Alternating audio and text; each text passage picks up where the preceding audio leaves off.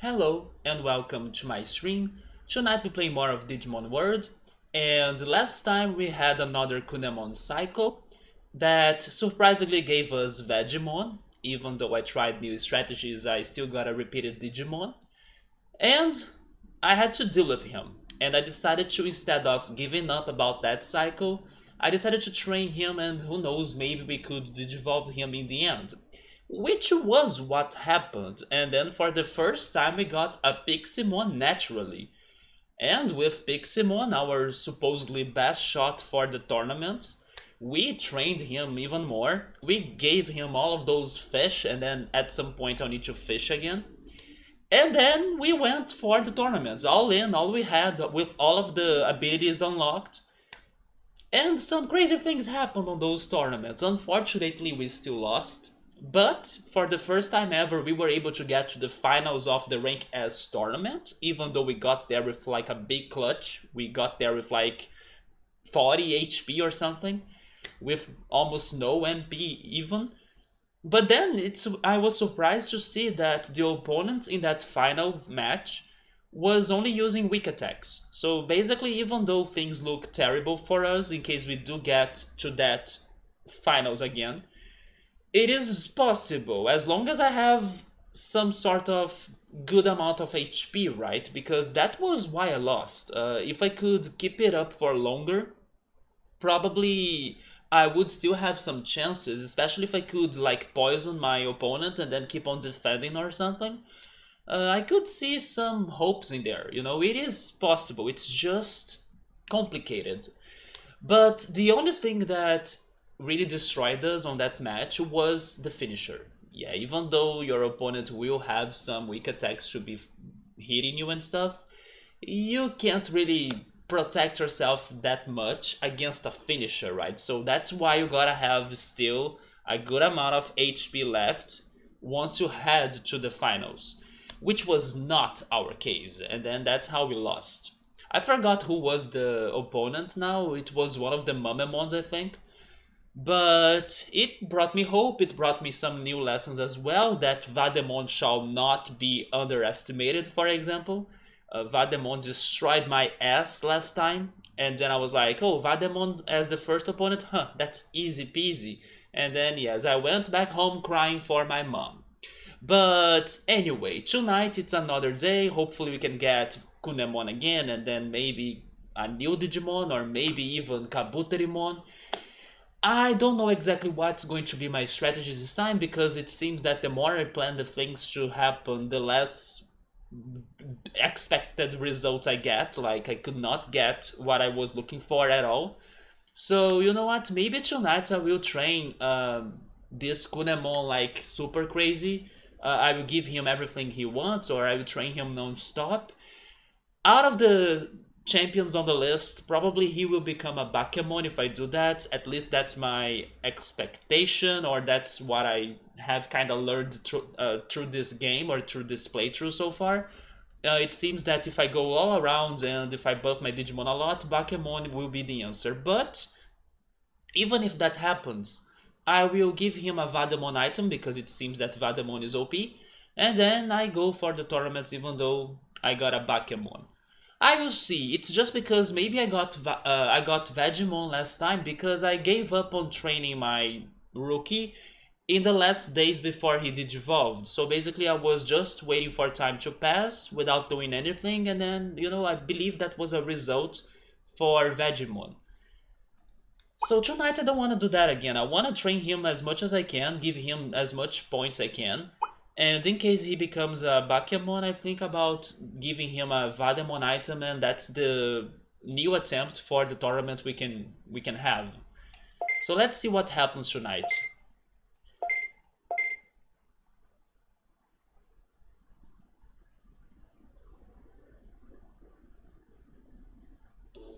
Also, in case everything goes bad, like Vademon shows us that he's not strong enough for the tournament, even though he was strong enough to destroy me, we go fishing. We go back fishing, and then we get more of those DGC bass, since I used them all. Oh yeah, I should mention that my computer, like yesterday's, is still not looking very great. But I hope that it stays alright, for most part at least, of the stream. It is looking very critical right now. It is at 96% CPU, 97% memory, and 96% disk.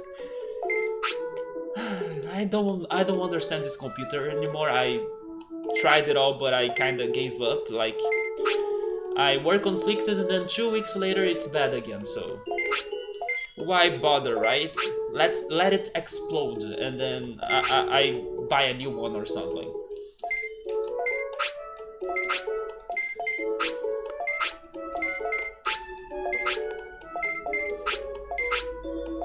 I think I will get some radishes a little bit. Hey Alza, how are you, man? Just close those P websites, man, those are all blocked, so don't worry about that. But speaking on websites though, Google Chrome uses a lot of my computer for sure.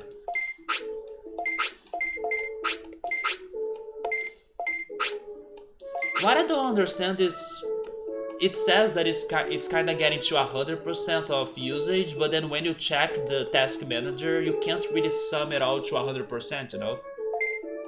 So you can't really find exactly what is the, I don't know, software or program that's working a lot or something. It's something that I really don't understand on this computer. Your Chrome uses like 25% of your RAM by itself. I know, right? In here it's using 456 megabytes right now, just for memory.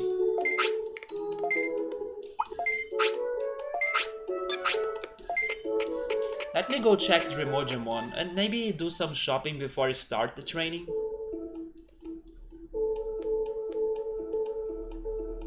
Oh my god, we are having some game bumps. Not sure if it's because of the extensions or something else. I do have a couple extensions, especially AdBlock, but I also tried uninstalling the Chrome once, and then I tried removing the extensions. I don't think that's the real answer for the situation on my computer, because I tried doing those things before, and with time it always returns, like this problem always returns.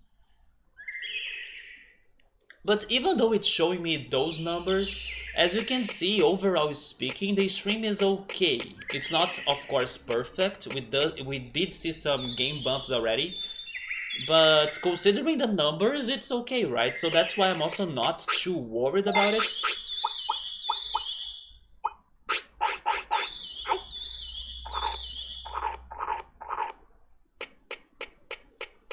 I said that I would go shopping, but do I have money for that? I have a little bit of money. But I should buy a little bit more of floppies, right?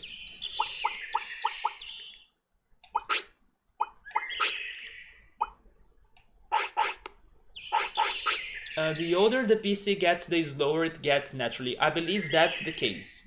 I believe that's probably what's going on with my computer. This computer is kinda old. It was never planned to be a gaming PC. It's actually an all-in-one computer, so it's also a television. I can use a remote controller to change it into a TV, even though I kinda never do that anymore. Or it's been like forever since I used the TV mode of it. And if I had to guess, I would say that I have it for maybe 7 years or 8 years. That's my guess. Mine is just fine. I think it is fine. Your laptop is only 3 years old. I never really wanted to get a laptop because I think that in case it gets some sort of problem, it is always very expensive for you to fix it. Also, hello Cupido, welcome. Desktop PC is mostly because of the hard drive slowing down, or just lots of softwares on it that can slow it down. Yes, I have done so many I have tried so many things to try to fix those situations on the usage of it, like the CPU, the disk, the memory. Right now it's the three of them together, but sometimes it's only one, like the CPU is at 100% or then the disk is at 100. Also, thank you so much for the follow. But it's what I was saying earlier, like I find a solution and then 2 weeks later it's back to the problems. And like this is, I don't know, the fifth or like sixth time this is happening. So sometimes I just like, you know what, maybe naturally it's going to slow down again and then I just need to restart it on the next day and then everything is good. But if I had to guess, probably it's running some updates on the background. Or I need to go to the Windows update system and run new updates in there, because those are the symptoms of some sort of update in my opinion. So I probably will try checking the Windows servers to see if there is an update that I should be doing on my computer. Also, hello X5, how are you, man? Maybe it's time to have a new gaming PC, or maybe the first, right? Because this is definitely not a gaming PC. Luckily for me, I play... Why am I here, by the way? Luckily for me, I play mostly like old games that don't demand a lot of my computer, but yeah, I hope that I can make that change into a gaming PC. Also, hi Victor, how's it going, man? How's Digimon? We are starting over again, hoping for a better result. By the way, Victor, before I forget, great cover on Pokemon Little Root Town Team, right? I checked that out, man. That was a fantastic cover, but I was surprised because even though sometimes I forget that you have played Pokemon up to the Ruby Sapphire games, I didn't expect you to cover one of those songs. I would expect you to cover maybe a Pokemon Crystal song, maybe a Pokemon Generation 1 song as well, Red, Blue, Yellow. But great job, it was a fantastic cover. But you shocked me a lot. Like, really, Victor is covering this one song? Is there a reason why, or you just felt like it? Oh, you're doing good, you had some tea? Oh, which tea did you drink? I had some cookies before I started the stream, and then after the stream I'll be eating the leftovers of yesterday pizza. I even made a video. I don't know if I'll be able to show it in here, but I was trying to post it on Discord and then for some reason I could not upload it in there. I don't know if Discord has some sort of non-video policies because I couldn't really upload it.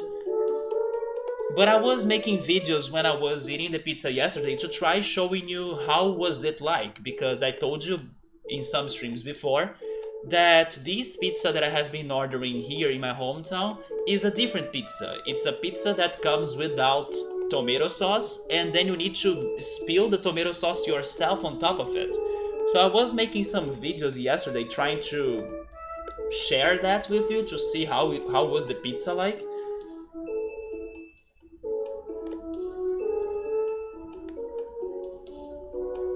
So since I couldn't show it on Discord, I will try showing it in here, but I don't know if it's going to look any good or if you'll be able to see it or not.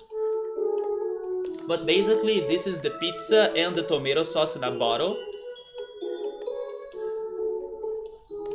And that's me dropping it on top of it. And it was a margarita pizza, tomato and basil.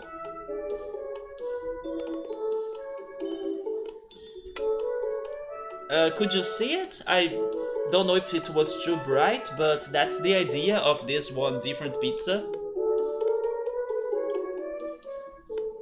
You were drinking black tea, so do you want to stay awake or something? Or do you want to feel energized? Or do you really like black tea? I avoid black tea, I avoid green tea, I avoid mate tea, because those teas kinda have some caffeine. So as I suffer from insomnia or like I have some trouble to sleep easily, caffeine is a no-go to me, or most of times. It is a nice tune, so also apparently it was etched enough in your memory that when you were practicing chord voicings and stuff like 5 years ago, you stumbled on a similar melody, and then you were reminded of that tune and made an arrangement of it to practice those types of chords. That was a very complex explanation. Victor was very technical when I asked him, Victor, why did you pick that song? And then he was like, oh, because I did a research years ago, and then the research results were. I mean, there you go. That's like a lot of detailing, Victor. I was hoping for something like, I don't know, somebody asking me to try it. But here we go, man. You did a great job in the end. I'm happy you were able to go for it. But speaking on your covers, man, how is the supposedly legend of like the Wind Waker medley that I have been waiting for so long? How is that going on? I need to keep on pressuring you because I believe that if I don't ask you how is that going, you probably will let it behind or something. So come on, Victor, we are waiting for it. The pizza was shining. Yes, it's probably because of the brightness. You do like black tea the most? And then you put some milk into it, it's not pure tea. I never tried that. I never tried mixing, even never mind. I was going to say I never tried mixing coffee with milk. That's wrong. I of course did try that. Tea with milk. I never tried that. And still today, I gotta go to this one, maybe tea shop or something, or like a cafeteria that sells bubble tea.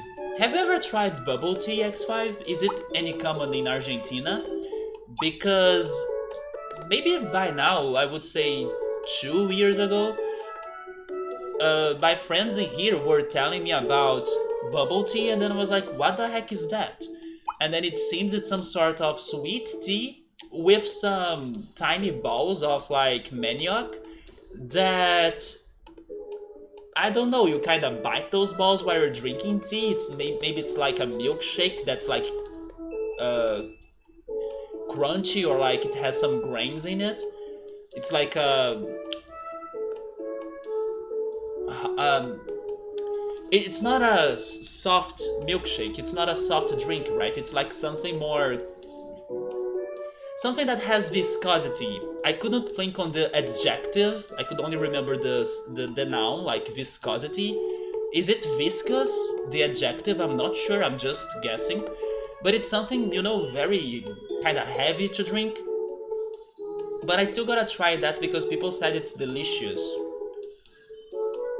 Ah, that medley. Yeah, you see, that's what I'm saying. I need to be the one to be pressuring you and asking you how is that going, because otherwise you leave it behind and then there it goes, the dream. Good thing you keep reminding me to finish it, because it's been a few months since I last worked on it. You see, I know you, Victor. I know you, Victor. I learned about you, or like I learned how to deal with you after we had that zealous situation, man. I know everything about you after that day. That day was when I saw true Victor. Yes. Let's not talk about zealous, though. Let's leave that to the past. I never tried it, mostly because I don't experience a lot of foods and drinks. It's a bad habit of yours. Yeah, I'm not surprised you don't try new things. I mean, I also kind of have my preferences, like there are things that I can see myself trying and not. But I do like to try new dishes, or like promising dishes that I can see myself liking. For example, I was trying blueberries or frozen blueberries this week, and then I was talking about that yesterday. And I also tried zucchini, right? My mom bought and prepared some zucchini as well. Zucchini was fine. It's not something that I can say that I loved a lot. It's not very tasteful. It's, I don't know, it's very bland. It's just like what happened to me when I tried spinach. For some reason, I was expecting spinach to have a very strong taste, because either many kids hate spinach or like many people love spinach. So I was like expecting a very remarkable taste. And then once I ate it, I was like, this tastes like nothing, but that's good because it's healthy, so I don't mind eating it. Zucchini was the same idea. It tastes almost like nothing. It has a little bit of taste, more than spinach in my opinion. And as long as this is healthy, sure, bring it to me, I can eat it fine, and then that's it. So I do have some dishes in mind to try at some point when I get some opportunities. But definitely there are the dishes that I also don't see myself trying at all. For example, seafood. Okay, so I will start the training. Let me go for HP. And also because I have no money and I get really extreme at not expending or spending any money when I'm unemployed or low on cash. I understand, man. I can feel you too. I also try to save up when I'm buying those things or trying new food. Although I gotta also confess that food is my weakness. Um, I can see myself saving up on money when buying games or when buying clothes or buying, things in general. But food is my weakness. Like, I could still work harder on spending less money on food, right? But at the very least, uh, my family also loves food, so it's something that we all do in here sometimes from time to time. For example, yesterday even when I was talking about that pizza, that was my parents' idea. I was telling them like, but one of these days I was baking the freaking basil tomato pie for us all to have as dinner, and my mom was like, but I want to eat pizza, and like I'm craving pizza and stuff. So I was like, fine, I will order the freaking pizza. So it wasn't their idea, so I ended up going for it, and then I enjoyed pizza as well. But I told them that now hold it up like some more days before ordering something again, because come on. But sometimes it's like my family wants to eat something and then I just go together with them. My logic is I like what I eat or drink currently. If I don't get tired of it, I don't need any more, or I don't need more. Thankfully, even though I'm somewhat limited on the dishes that I like to eat, or at least the ones that I eat regularly, I kind of rarely get tired of them. I'm talking about rice, beans, vinaigrette sauce, farofa, potatoes. Uh, those are the things that I normally eat, like almost every day, or even pasta, spaghetti. Thankfully, I hardly get tired of eating those things. I was going to see his stats, right? He's already hungry, okay? He's weighing 5. Okay, I'll give him a normal meat, and then I'll get that HP to 1000. Food is 100% my thing? It is, man. Even though I unfortunately don't eat everything, right? I wish I could, but I'm still very picky regarding food, believe it or not. But I do like to give chances to new dishes or food that I can see them having some sort of potential for me to like their taste.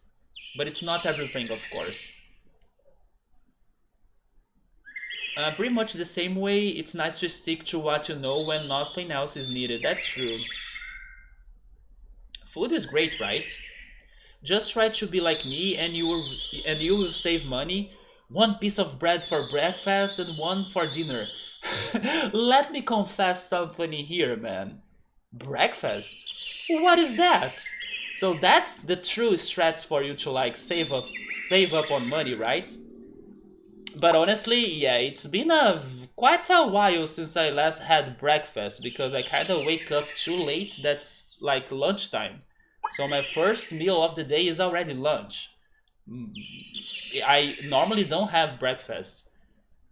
But speaking on one piece of bread though, I'm considering having that for dinner. Of course, not like one piece of bread, but like I'll probably be having some white bread or sandwiches, right, for dinner, plus the leftover of the pizza, but it's going to be one or two slices that's left still.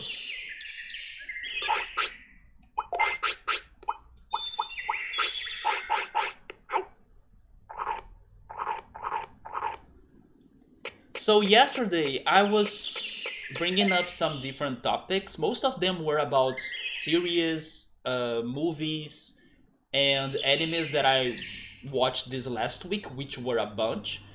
But I mentioned that I had something about Pokemon to say, but I would save it for another moment where there would be more people that like Pokemon in the chat. And then today I have Victor right there. I even started talking to him today by complimenting him for his Pokemon Ruby Sapphire music cover, which was the Little Root team, right? But I do have more things to talk about regarding Pokemon. And funny enough, it's still about some sort of music or sounds of Pokemon. I was watching this one video, I think it was on Friday, or even yesterday maybe, but I think it was on Friday, that they were talking about some Pokemon cries. Those cries are the noises the Pokemon make in the games, right?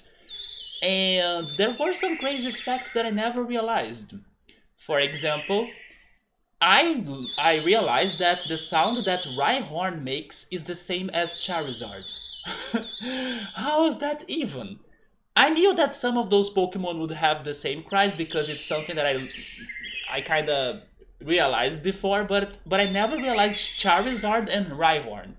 But also there is Caterpie and Goldeen, and some other examples too.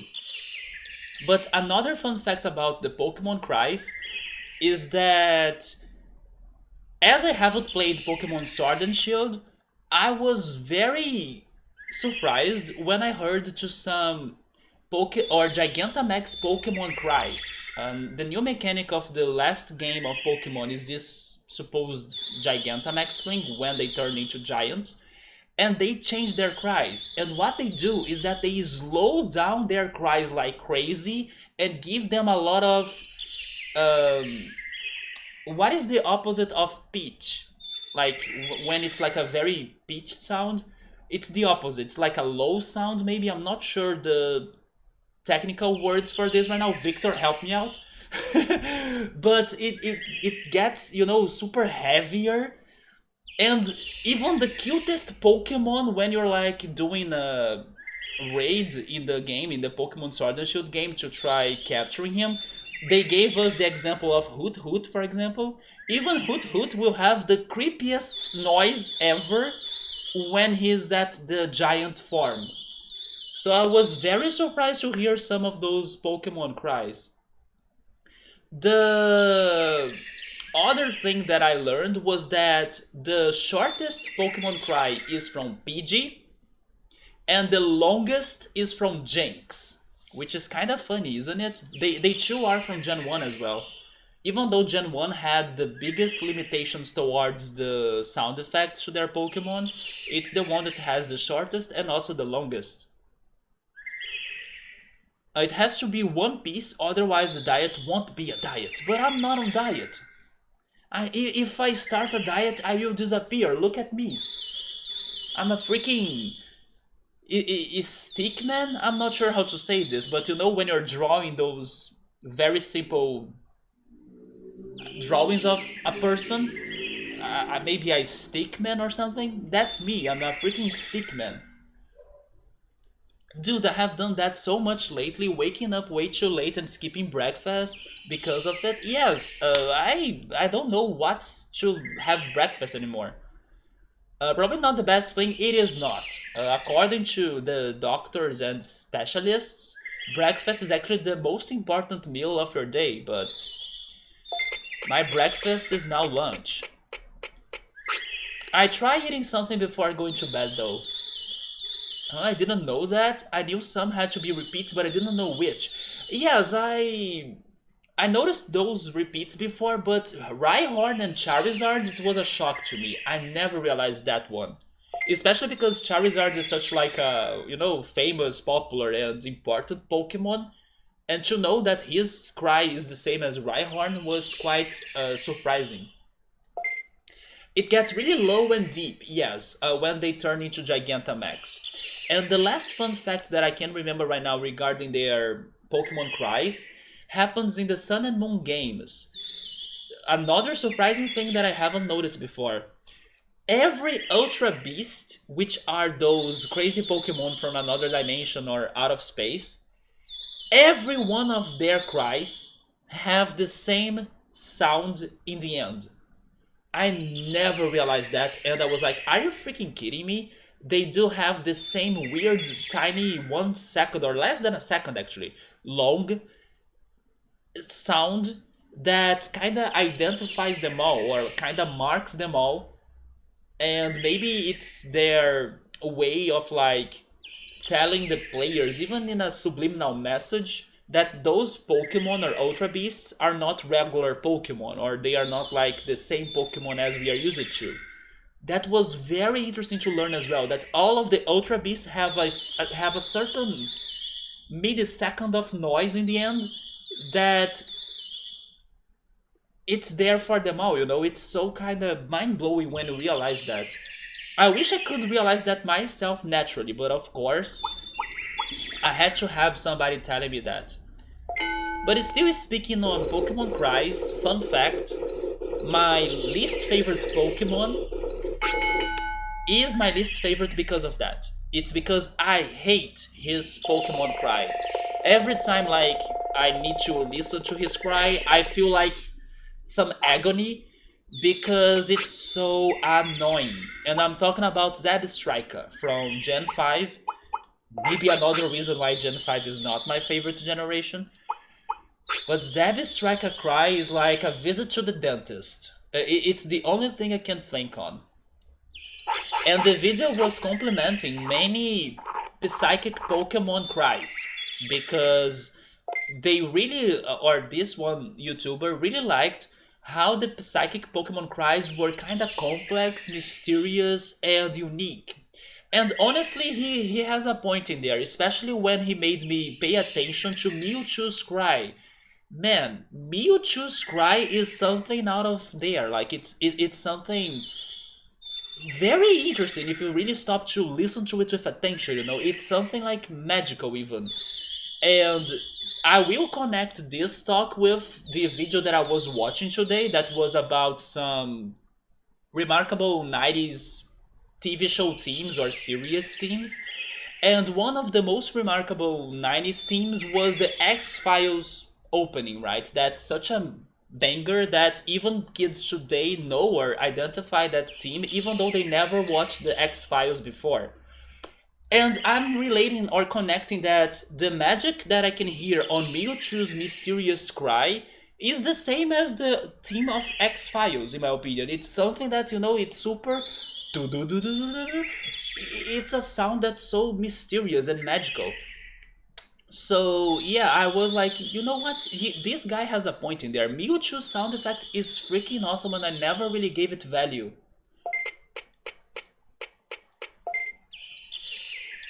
Your least favorite is anyone past Gen 3. What is your least favorite before Gen 3 though? Don't come up with excuses, Victor. I want to know the truth. Like, let me know your least favorite Pokemon.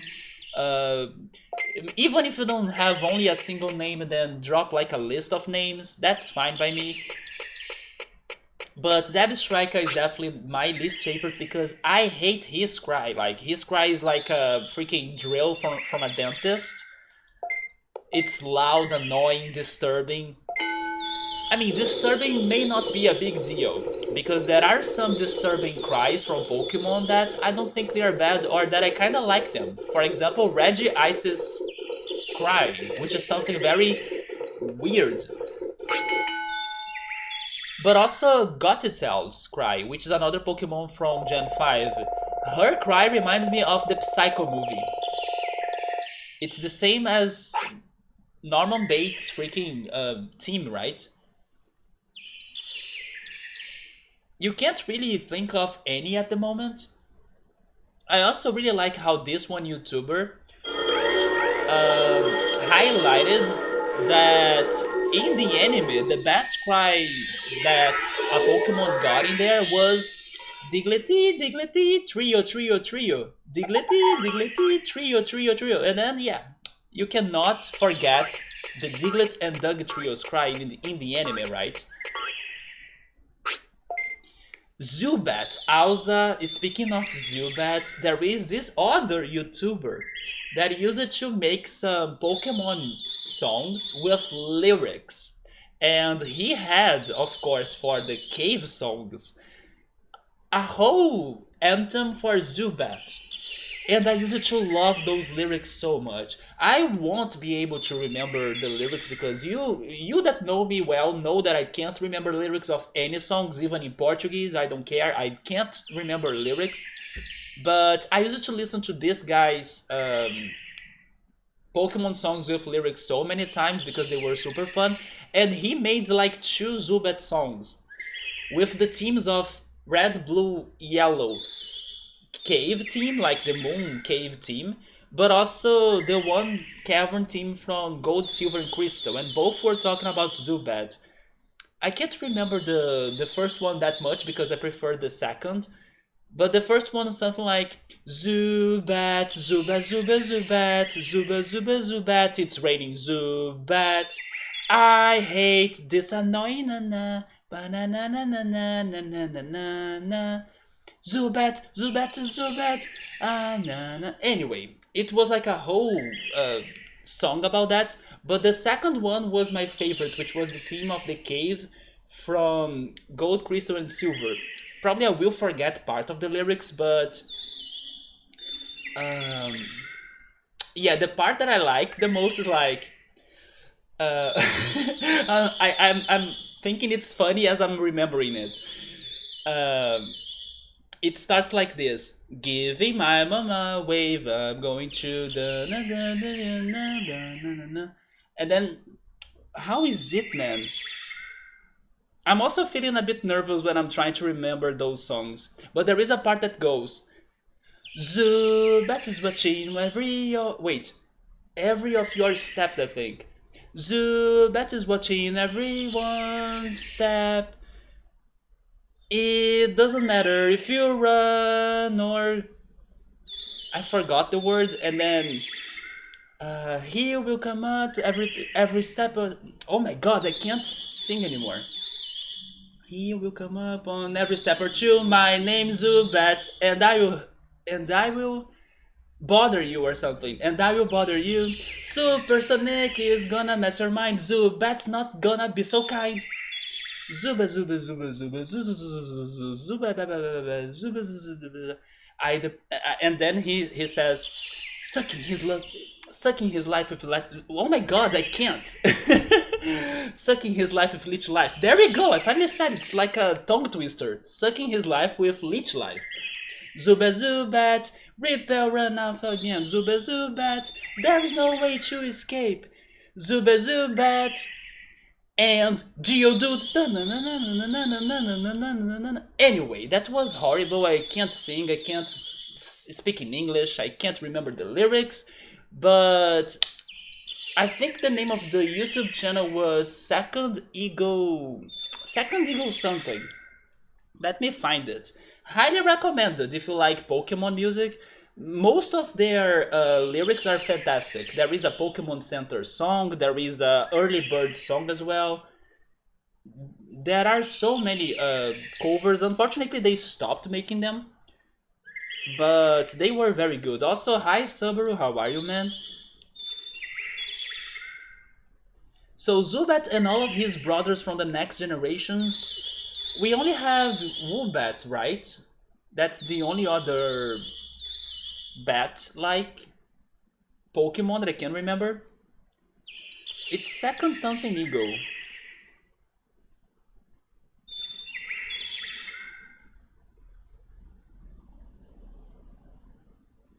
One of my favorite covers of this one YouTuber is the cover that he did for the credits theme of Pokemon Gold, Silver, and Crystal. And he kind of tells the whole journey of the game as the lyrics for that song. It's super good. He talks about every gym leader, he talks about the Pokemon League. It's so good. Is it second place Eagle or something? Oh my god, I did remember it. It's second place Eagle. Highly recommended, very uh, underrated channel because his covers were fantastic.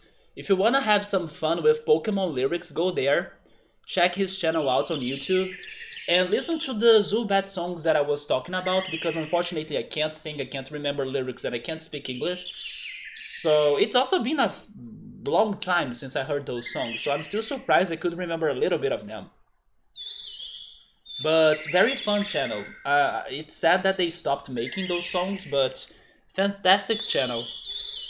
I'm doing alright, Subaru. We are talking about favorite and least favorite Pokemon in here, and also some fun facts of Pokemon sound effects. They all look the same, they are all annoying. You know what's funny? I don't know if I should reveal this, but actually my first ever favorite Pokemon was Crobat. So I can't say that Zubat annoyed me that much. I understand how annoying he is, don't get me wrong, but I don't know, I kinda always like to have him in my team or like have a Crobat. And then today my favorite Pokemon is Absol. Zubat, Woobat, and also that dragon. That dragon? Oh yes, never mind.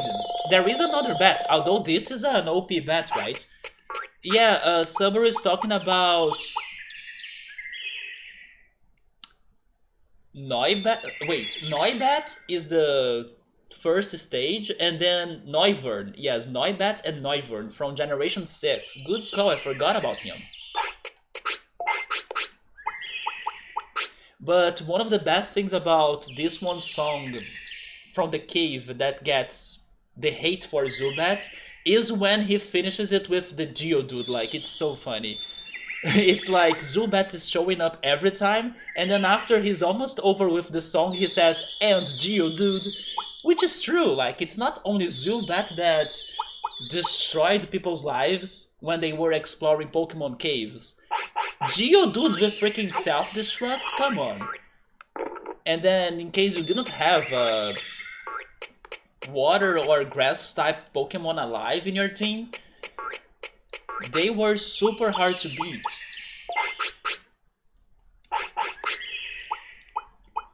But since I started talking about Pokemon, I will also talk about the other thing that I was checking out, and then this one I checked it out this late night before going to bed. So we are getting Pokemon Shining Pearl and Brilliant Diamond very soon in November. And we are actually getting a whole presentation, like a Pokemon Presents, this week. I don't know if you guys heard of it. It's like a Pokemon Direct. It's happening on Wednesday. And hopefully next streams, next weekend, I will have more things to talk about it once we watched this week, right? But there are some rumors going on about it. First of all, it's because it's going to be a long Direct. I forgot how long is it going to be, but if I'm not mistaken, it's going to be like 28 minutes long, which is a lot for them to maybe talk about Pokemon Diamond Pearl remakes, but also Legend Arceus. Although it is confirmed that it's not only going to be those two games, it seems that there are some other things they may bring up. If I had to guess, I believe they would bring up the Pokemon Sleep game, that mobile game that they brought up once and never mentioned it anymore. Anybody here hyped for Pokemon Sleep? Or Pokemon Unite, that has been like a blast, many people have been loving it. So my guesses would be that they would be talking about those games. But yes, the rumors are saying that we should not raise too many expectations for Pokemon Diamond Pearl remakes because the games may just be what they used to be in the past. So basically, it's a loyal or let's say proper remake. It won't go past that, which is fine by me. That's actually what I want. I want the contest to be back, and the contests were in the original games. So if that's back, that's fine. The original games also had the Battle Frontier, so put that in the remake too. Don't need to give me extras, don't need to like give me any other content that never was made before. I'm completely fine if it's just that. That's not a big deal for me. But I will want to see the post game content that could be the battle frontier and also the extra activity in the game that's like the contest or maybe the underground. There are some people thinking they could upgrade or make it better with this one remake. So yes, like don't raise your expectations too much for the remakes because they must be or they gotta be the same as the originals basically, which is fine by me. That's what's a remake, right? But they were saying that we'll be seeing or getting some interesting information for Legend Arceus.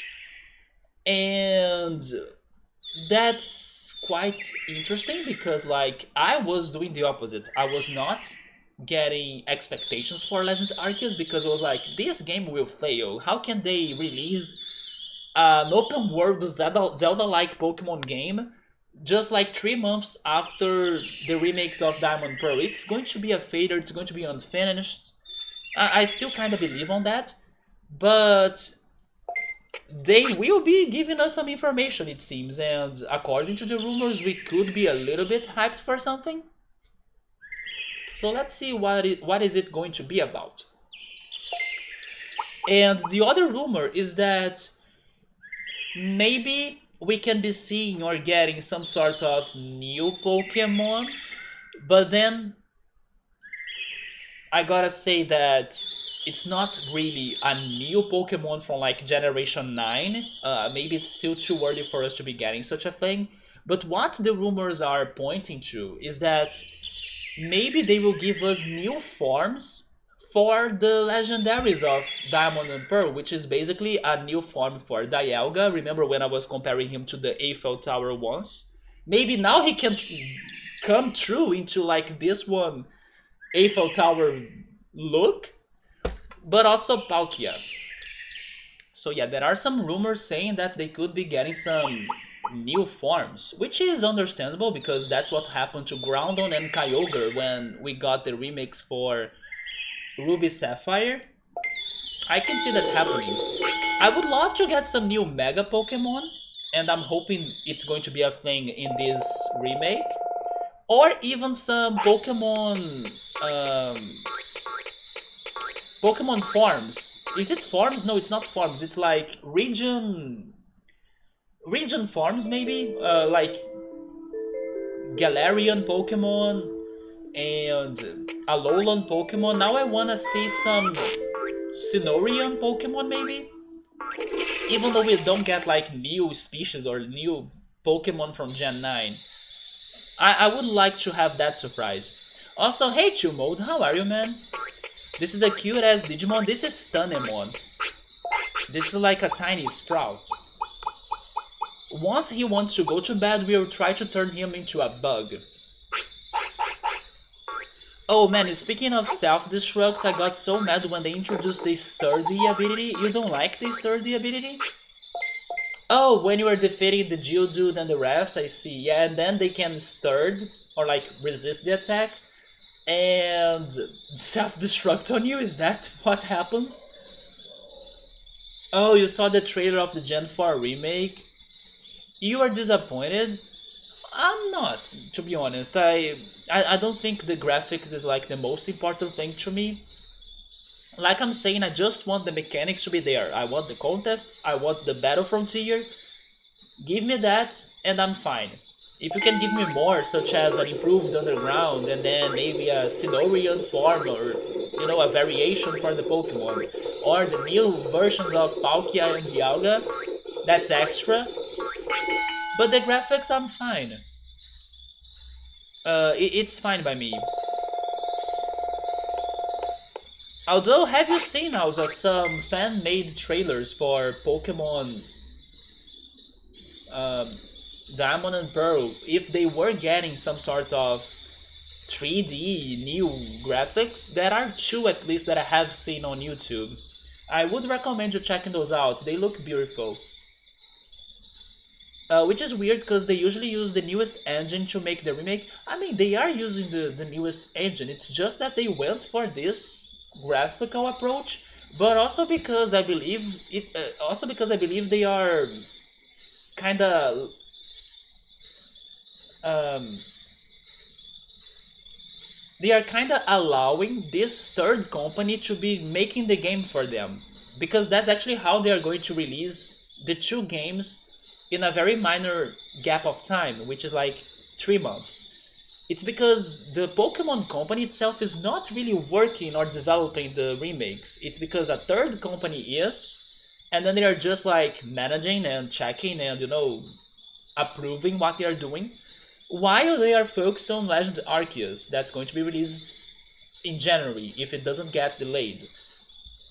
Honestly, I'm actually hoping for it to get delayed, because if they need more time to improve and to like not drop a freaking unfinished game to us, then if you need to delay it, sure, go for it. I just don't want to see a very rushed and an unfinished game. So if in this presentation that's happening on Wednesday, they tell me that it's getting delayed, I'm all good and fine for that. But it's because they are not really the ones coming up with this remake game. It's a third company that's doing it. How are you doing, Papa? I'm doing alright, man. You're a model? You mean me? Speaking of new Pokemon, could we finally have that Crystal Onyx? It's funny you were saying that, Subaru, because I watched a video about some of the rarest Pokemon in general, like some of the rarest Pokemon that we have seen either in the games or in the anime, but most of them were in the anime. And Crystal Onyx was at like the top of the list, if not he was the first, because he only existed in that anime, and since then no other reference was made to him, or he was never brought up again. Can I remember more Pokemon of that list now? Man, I watched that video not too long ago. I wish I could remember more examples. As you can see, I watched so many things that sometimes I can't remember it all. Also, if you have some time or if you're curious, check it out on YouTube. Maybe if you search for it as like Pokemon Diamond Pearl Remake Fan version or like fan graphics, you can probably already find them. But it's the point of the remake, no? A note graphic remade? Yes, but at the same time, I don't know, maybe it's just my personal opinion, it's not a big deal to me. Although sometimes there are some remakes that feel very lazy. For example, the remakes of what they are doing for the Final Fantasy games. It doesn't look that great, for a remake. I do like the HD 2D graphics that some games are getting now. For example, Octopath Traveler. But those Final Fantasy games remade that Square Enix has been putting together in a bundle to sell, I was like, no thanks, I think I will keep on playing the originals, also because they may be cheaper.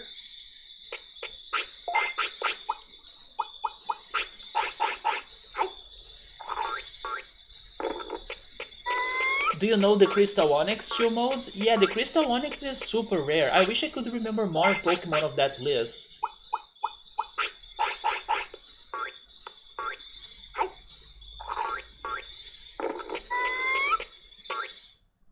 If they really wanted, they could make Crystal Onyx a variant, like a regional variant, and I don't know, give him some sort of ice type. Maybe ice and steel type. I mean, if they made Let's Go Eevee pixelated, would you play it rather than the original? Honestly, no, because I didn't like many changes of Let's Go Eevee.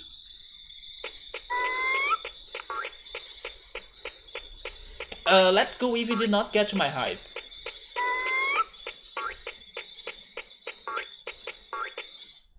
But there is more to that. It's also because Gen 1 is not my favorite generation either. So as Gen 4, which is Diamond and Pearl, is one of my favorites generation, it's my second favorite, I feel more hyped for it than Gen 1 remakes. By the way, this was not Kunemon's bed. Wake up! It's the wrong place, you can't sleep in here.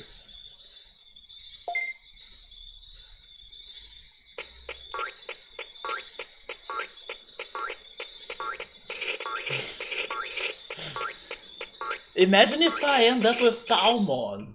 Nice! Although Palmon still has a Digivolution, I think. A new one. The original Final Fantasy games feel nostalgic, although it looks like it makes it better. Oh, do you mean Let's Go makes it better? He looks like an Oddish. By the way, Oddish is my love. I know Chill Mode loves Dugong, but Oddish, much respect for my guy. I know you saw Vegemon and ran away. I probably did that. From what Sabro saw, the Final Fantasy Pixel games, they will go to the pixelated style in purpose, and not because of a limitation from the console. Yeah, of course. But the colors will be more vivid. I don't know, I just think that I didn't see much difference, plus the price. So I'm not hyped for those Final Fantasy remakes. Hello, Lap Lounge Jr. You are doing a no info Digimon World. Yes, that's it. I simply wish you good luck. You are going to get it or to need it. Man, yes, thank you for the good luck. But look at this. We are almost there. We are only missing 6 Digimon left. Hoping for a new one today, even though I'm kind of committing some mistakes. But I'm trying to get that one right there. In case I can't get the missing one, I'm trying to get Kabuterimon because I can also Digivolve Kabuterimon into something new. But thank you for the good luck because this game is harsh, complex, frustrating, but it's still enjoyable when you finally get something new, but it's freaking hard. Hello from Belgium, there we go. Cheers from Brazil. Yeah, we are only missing 6 more. Once we can get those 6, it's over. This freaking long playthrough is over. It's all gone. After... did we get to 280 hours already? Oh, we are almost there. After 276 hours off game, and not considering the chatting. Which is probably like double that number, right? I'm both impressed and jealous. So far we were able to complete the cards and the attack chart. Yeah, we actually recently completed the attack chart. The last one we got was Bug, that attack. Now my goals are to get those 6 Digimon, but I'm also trying to win some tournaments. There is this one rank S tournament that I have been trying to beat it forever, but I still couldn't. I got to the finals of one of them last time though, but it's still super hard. And yeah, that's it pretty much, right? We're trying to win the tournament and get those 6 Digimon. Oh, by the way, I should also mention that those medals, I'm not going after them. Whatever I need to do to get them, it sounds too complicated or like too hard. I'm getting what the game is giving to me. Like, I take those medals right there, but I'm not going after them all. So if I finish the playthrough without getting them all, that's fine by me. Especially because the game doesn't help me to know what I need to do in order to get them, so I'm skipping them. Also, thank you so much for the follow. Somebody saying that a 3D game would be better, in his opinion. But you can notice a certain difference when it's pixelated for different reasons. Without outside info, it's very hard to get or to not get Numemon. Yes, I can't remember right now, but Did we get a different result than Numemon in my second cycle? The first one was Numemon for sure. But I'm now not sure if I got a different result than Numemon in the second or in the third cycle. You know what? Maybe in the third. Yes, if I had to guess, only in my third cycle I got someone other than Numemon. And I think it was Penguimon, if I'm not mistaken, but it's been more than a year since that happened, believe it or not. We did get that! We did get the perfect curling medal! That was so wild! I believe there is a clip of that, actually. If you wanna see that moment, there is a clip on the videos on the channel in here of that happening. This should be the hardest one, that's actually promising. But yeah, that happened because we were playing curling a lot after the items. Because I gotta say that even though I don't get outside info, as I have been playing this game for so long and it's complicated, complex, and everything, sometimes I decide to get some sort of help from the chat, but not like direct help. I kinda make some questions, vague questions, to know if I should keep on going on something or not. For example, the curling. I was wondering, like, is it still important for me to keep on playing curling or should I ignore that and focus on something else? And then I learned from the chat that I would still get some good rewards if I could keep it up or if I could keep on playing curling. So I played curling a lot and then I ended up getting one game with perfect curling. And then now it seems that I'm done with curling. According to the chat, I got everything I could get from there, or like that was important. So I'm focusing on the rest of the game. Welcome back, Victor. Curling hardcore, right? It was very fun. I gotta say that the curling minigame here was very fun. I'm also surprised that Junior right there is saying that the curling is one of the hardest things in this game. What is your opinion about Monochrome 1 side quest? I remember some months ago, Monochrome 1 side quest was the worst, according to people, and then now it seems that curling is the hardest. I gotta confess, and I said that before as well, that even though it was freaking hard for us to finally beat that freaking side quest of Monochrome 1 working as a seller, in the end I liked it, because we did have to learn our negotiation skills in order to accomplish that side quest. So in the end I had fun, in the end I liked it. At first I was lost and, you know, losing all of my customers, but later on I was enjoying it a lot. It was a very, I don't know, mental game. I was like trying to foresee what the clients or customers were looking for or how they would react. I was studying their reaction. It was something very brainy, you know. It was such an interesting minigame. Oh my god, X5, you remember the Naruto run clip? Jesus. Did I miss anything interesting? No, we are now remembering about some situations that happened on this game. Oh, but you missed that I committed a mistake in here. I did not put my Digimon to sleep at the right place, so I lost a chance of digivolving him correctly. Hopefully I can still fix that. Guess I'll have to watch 1 year of live streams, yes, because that's how long we have been playing this. Just me coming by to wish good luck and discovering his... I'm not the Digigod, what the heck? It was 100% a great moment. I remember it. We were fighting against Sukamon. It was Platinum Sukamon versus my Numemon, right? Because we were trying to learn some of the field attacks. But unfortunately, I was out of MPs. So I was like waiting for him to get his finisher ready. I believe that was the context. It's worth it, especially the beginning. The beginning is probably fun because of the the shock of this game. Like, this game is so different and unique. I was like, why am I dying? What am I doing? All of my effort, or like, this time I'm getting Agumon and then Numemon for you. Probably that's what's going on in the beginning. A bunch of frustration compilation, right?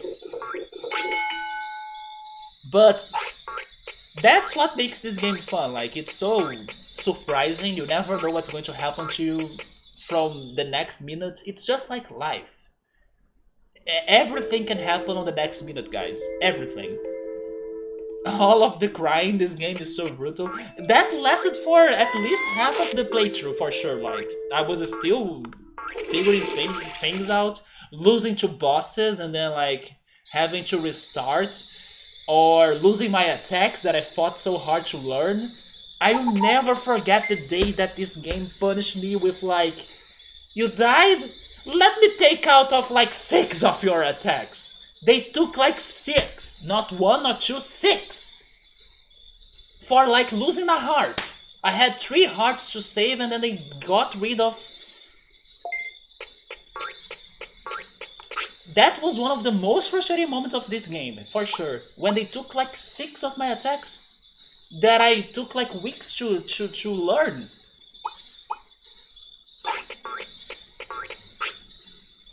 It's crazy that the small tips the internet keeps discovering.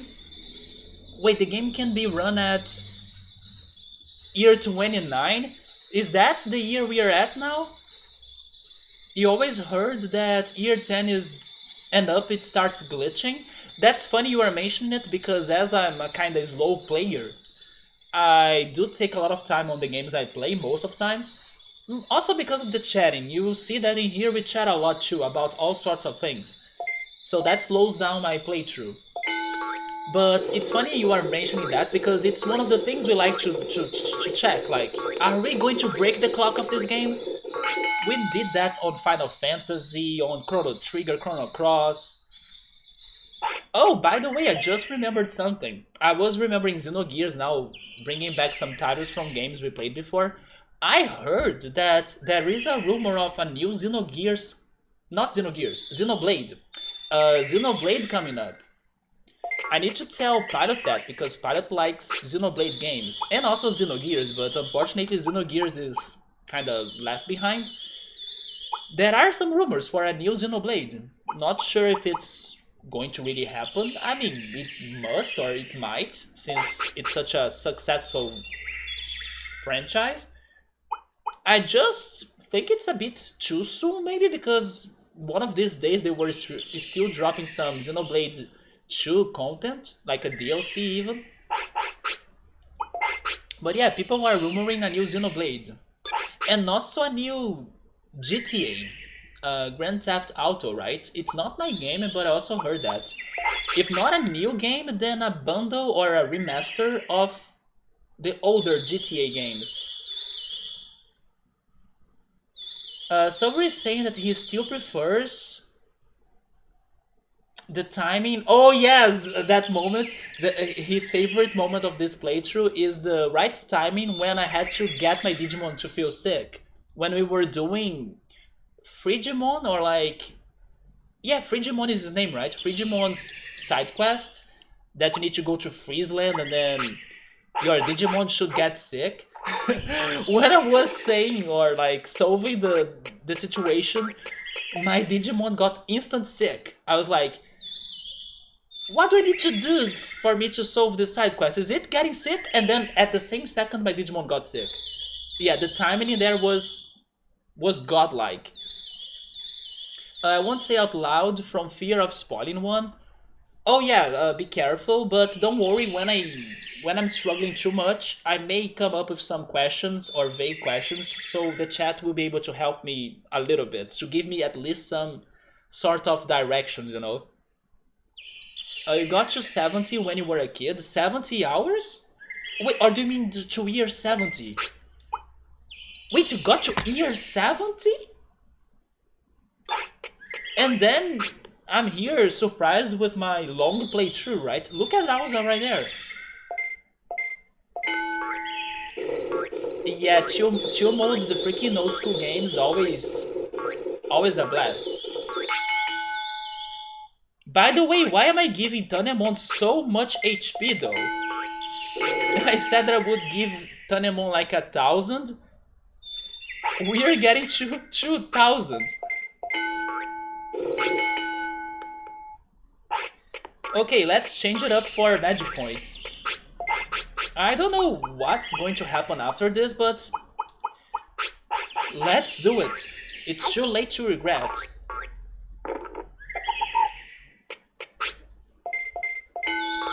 Oh, but to finish, not to finish actually, but I just remembered something else that I had to talk. At first I was remembering this thanks to the Pokemon talk we had, but then I realized that it's not really about Pokemon, it's about Nintendo. I learned something. Oh, she wants to go to the bathroom though? I will try getting to the bathroom that's to the south. Oh my god, Betamon, are you kidding me?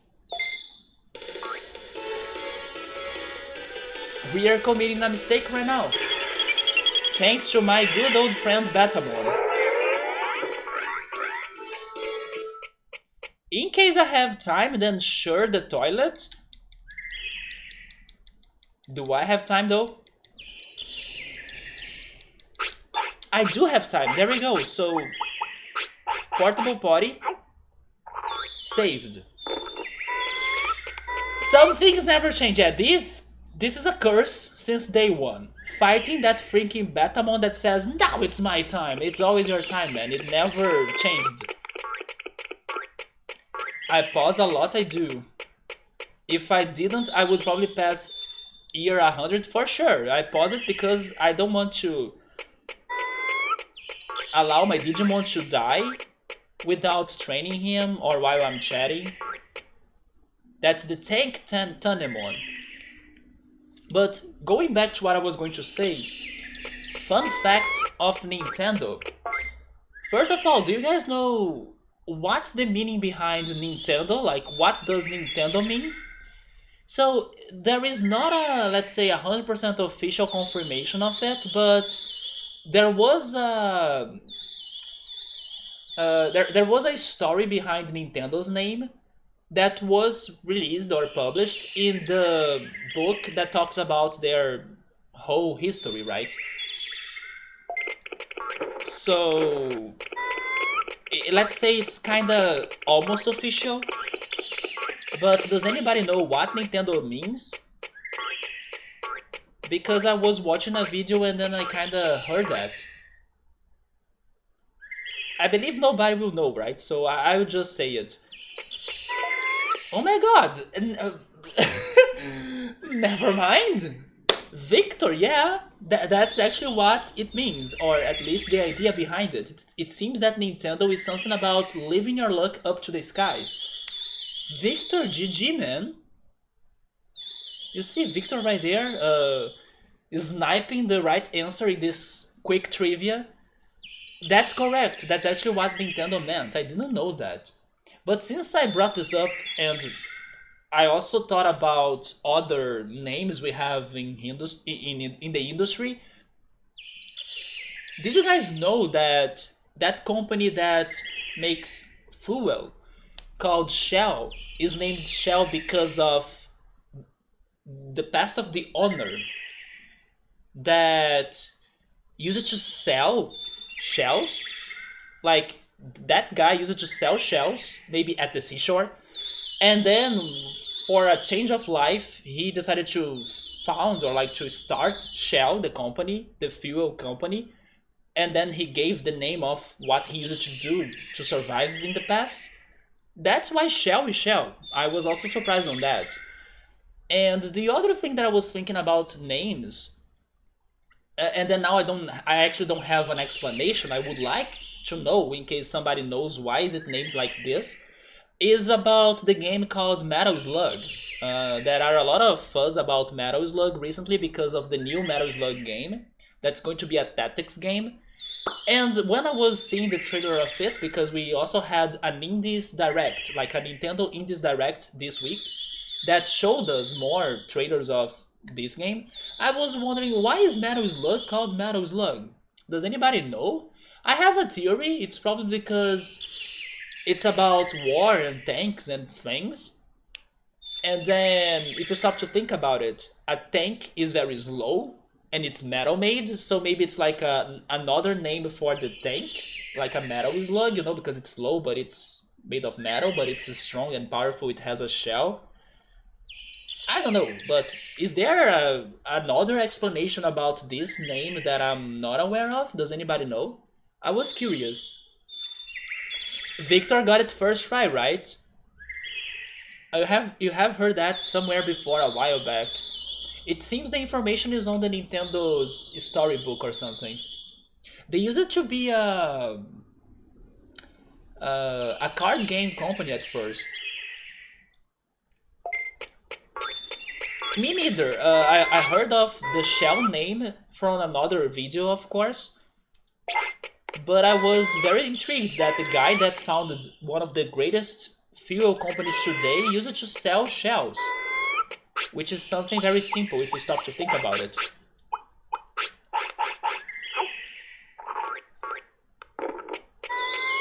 Okay, let's see if I can get Kunemon now.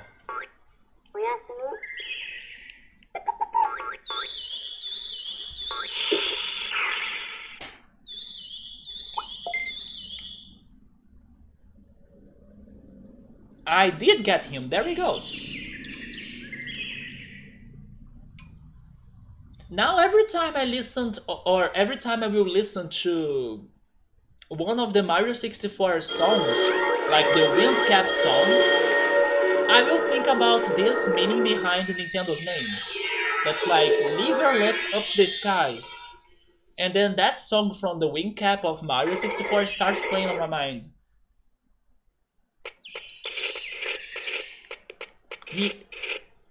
He just slept. If a Kunemon sleeps at Kunemon's bed, does he digivolve into Tank Kunemon?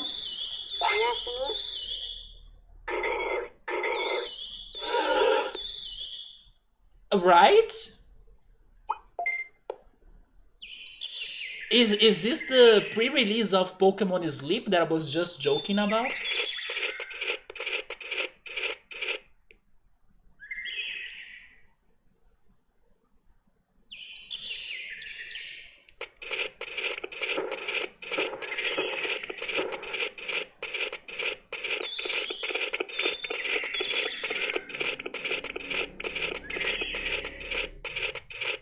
But hey, now the real training starts. Kunemon, can you please become something good? Not Vegemon?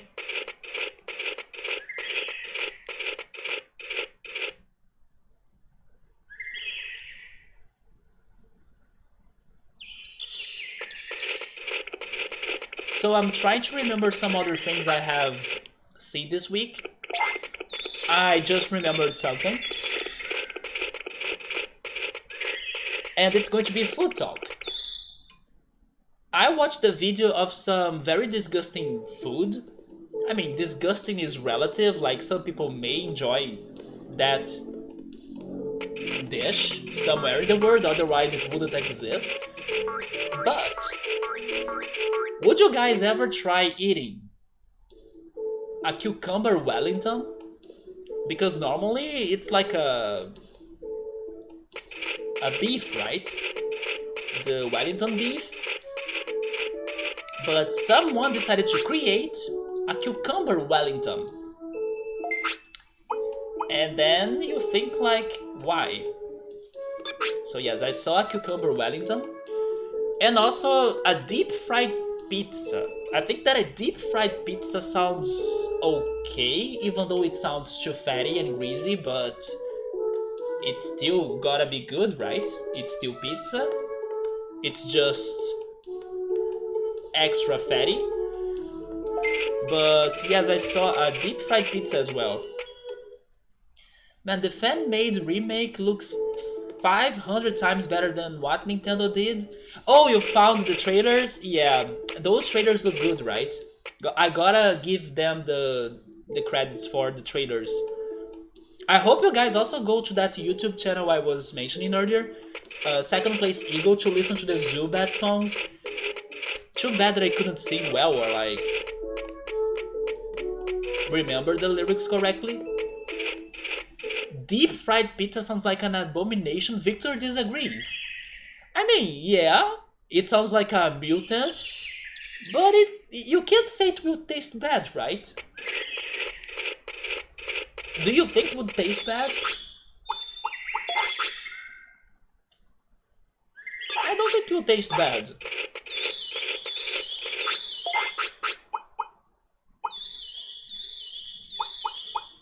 We never used the hawk radish, so let's go for it.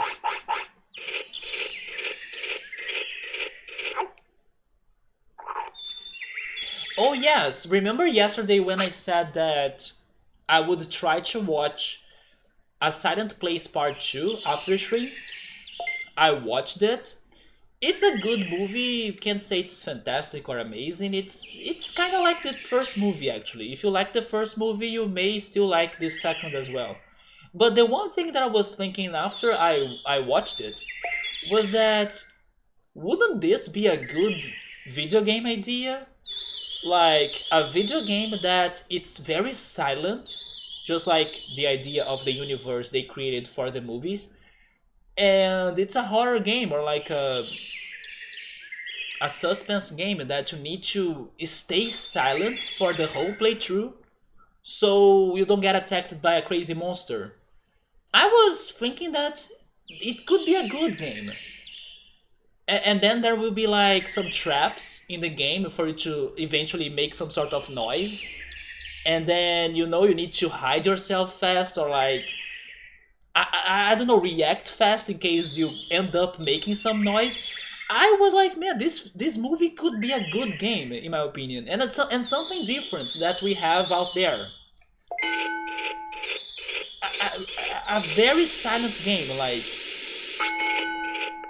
and then you only get some noises when there is really some sort of suspense or you fall in a trap and then you accidentally make some sort of noise. Don't you think it's a promising idea of like a video game? And since yesterday I was talking about the new sport that will come to the Olympic Games next 3 years in Paris, which is going to be breakdancing. Breakdancing games should be a thing, even though there is one. There is an indie game that's called. How is that game called though? It becomes super popular lately because it's like Pokemon but with dance. And what the monsters in that game do is actually breakdancing, kind of. But like a Tony Hawk Pro breakdancing game would sound great, don't you think? I don't think we have breakdancing games out there. But this one about A Silent Place being a game, I'm down for that. I mean, I don't play horror games, but I kinda wish it were a game. It won't taste good if it's that fatty and greasy. Okay, Victor is like not a fan of deep fried things. Somebody's saying that if the remake was made by using the same engine of Sword and Shield, the the decreased graphics could mean an improvement on other features of the game. Basically what he's saying is that because they made the graphics of the remakes worse, maybe they'll be able to improve some other qualities around the game. It makes sense to me. And I don't think it was. I wouldn't say it was made by the same. When you mean engine, you mean like the Switch, right? So yeah, it was made for the Switch, in my opinion. It was not planned to be a 3DS game, like Alza was saying earlier. No, I think they went for a Switch approach, but with like chibi retro looking graphics as a choice. But definitely it's not like the same direction as Sword and Shield. Sword and Shield is a little bit more 3D models or like 3D graphics. Pizza is normally a tad too greasy as it is. To make the bad aspect of pizza worse would surely ruin it. Or rather, quite often way too greasy. There was a website with a game where you guess if the people in the pictures are break dancing or falling over. I heard of um, I heard of some websites like that, but they are for other things. For example, there are some age guessing websites, like you need to guess what's the age of the person that is in the picture or something. This was all the breakdancing game I will ever need. Were you good at it? Could you guess if they were falling or not?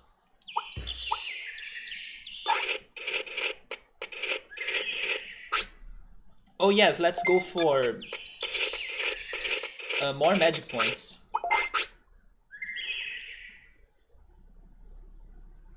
Although he just got to 1,000. You know what? Let me get the 100 on offense, and then probably I'll get 100 on everything. It was easy.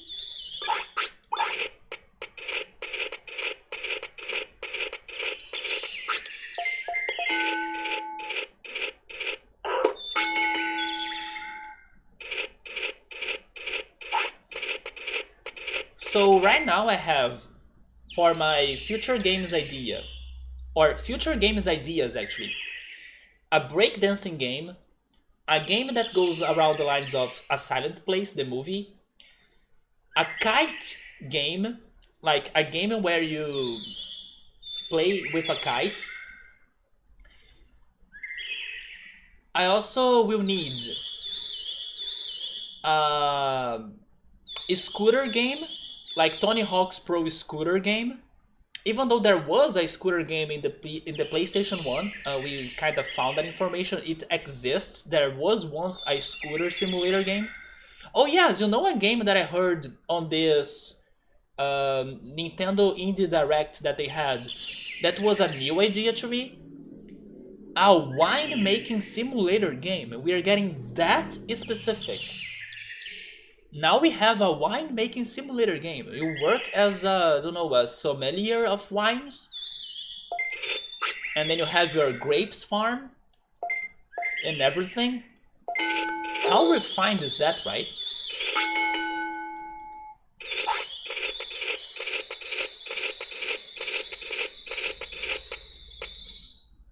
It's an idea that works better as a game in theory than it does in practice. Maybe?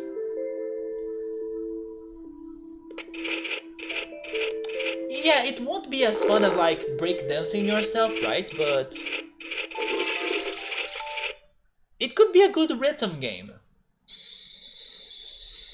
Something around the lines of Rhythm Heaven, for example, that they have many mini games and then you need to be pressing the buttons in a coordinated way.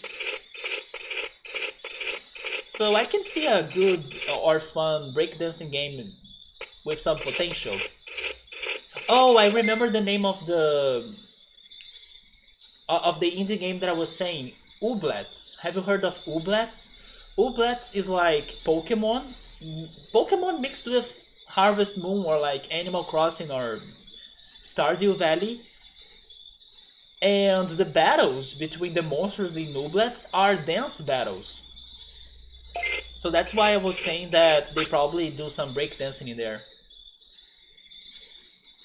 I would like to see a magic game, like Penn and Teller type magic rather than Harry Potter magic. Like a game where you need to... That's actually a very good idea for a somewhat realistic magic game, don't you think? Like a magic simulator. Uh, we already have games of like cooking simulator, and then you kind of control the hands of a person to like add the ingredients, light the fire, and cook everything. We also have those surgery simulators as well that you control those hands. A magic trick simulator could be fun, and then you need to kind of be fast and accurate on your movements to like hide the secret of your magic. So let's say the NPCs don't realize what you're doing or something. That could be fun. That's actually a very good idea. Although I would also love to see the Harry Potter game they are working on because I do like Harry Potter. You meant guessing the game with the pictures? Oh, I see, I see. So it's not too challenging, right? Because it works better in theory than in practice. I have not heard of that. Sounds like an interesting idea, but not your thing. Do you mean the wine simulator game? Someone should make a good card trick simulator or something like that. Do you know any tricks, Victor, since you are talking about magic? I have watched some very cool Netflix shows about magic. A coin trick simulator as well? There is this one show called Magic for Humans. It's one of the most chill things to watch on Netflix, in my opinion. It's so chill. There are actually two versions. There is the original version, and there is the version that I forgot from where the guy is, but he speaks Spanish. I'm not sure. I can't remember where he was from anymore. But there is like the English uh, seasons and the Spanish season. Both are very great. And it's pretty much a guy making magic tricks. Some of them look very unbelievable, so I can't say for sure if they are using TV effects or not. Maybe they are, but I want to believe they are not.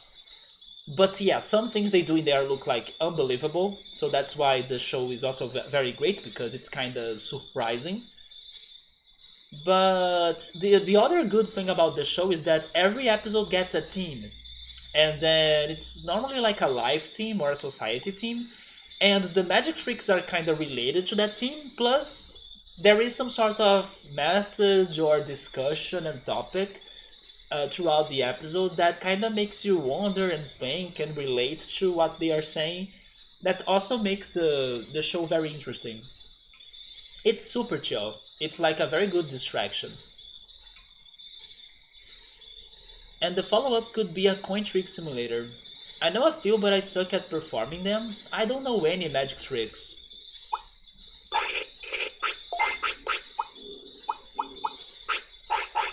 The only one I can remember right now, it's not really a magic, it's more like a logic trick,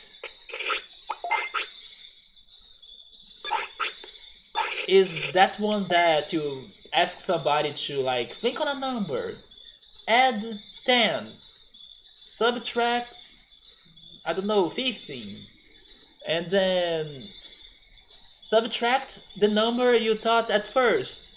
Are you thinking on this one number?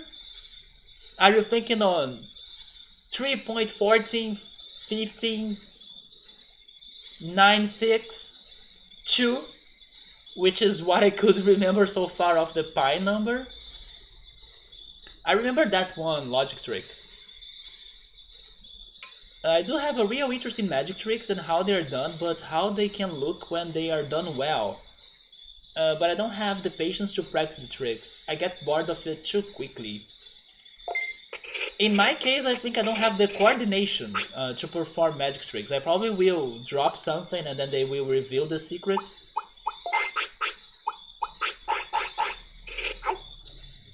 I don't have the dexterity for that. No HP. We are done with HP, let's go for speed now. I know how some properly cool card tricks are done and you can do them in theory, but I can't do them well enough to make it look like a magic trick. Do you think that people can see the secret?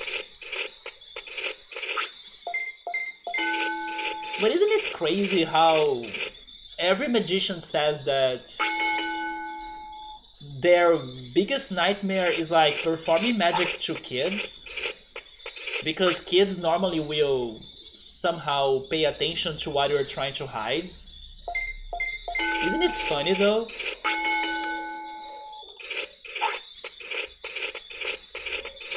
Plus the magic disappears when you are practicing the tricks. Yeah, because you will know the answer for the illusion. I don't want to feed him anymore because I think he's too fat.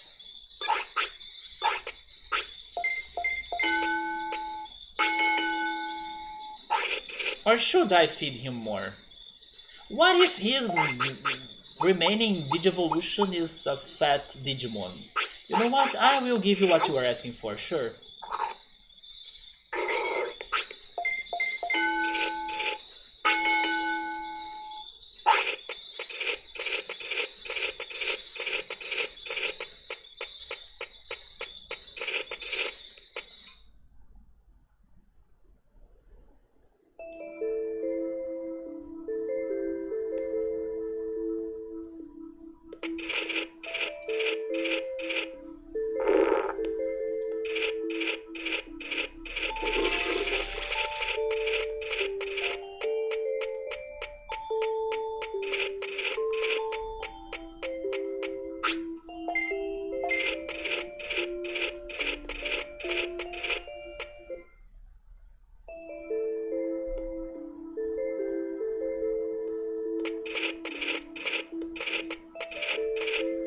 maybe this is going to be one of the few times now that I'm a bit scared about getting Numemon, but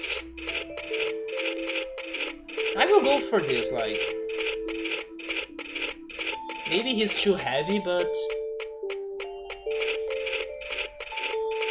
what if that's the answer that I'm, like, missing, right? All of his other champions sound a little bit lightweighted, maybe not Kabuterimon, but not just knowing the answer, a lot of tricks you see, you know how they're done, and you see them or can figure out a while after without it ruining the magic for you. What ruins it is that, oh, like the endless repetitions while seeing it from the other side, that is seeing it from the view where nothing is really hidden.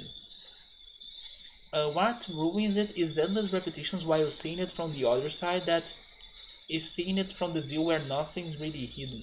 Yeah, because then you'll know exactly what is the logic behind it, right? And then doing it many times, it becomes normal, or like it becomes usual.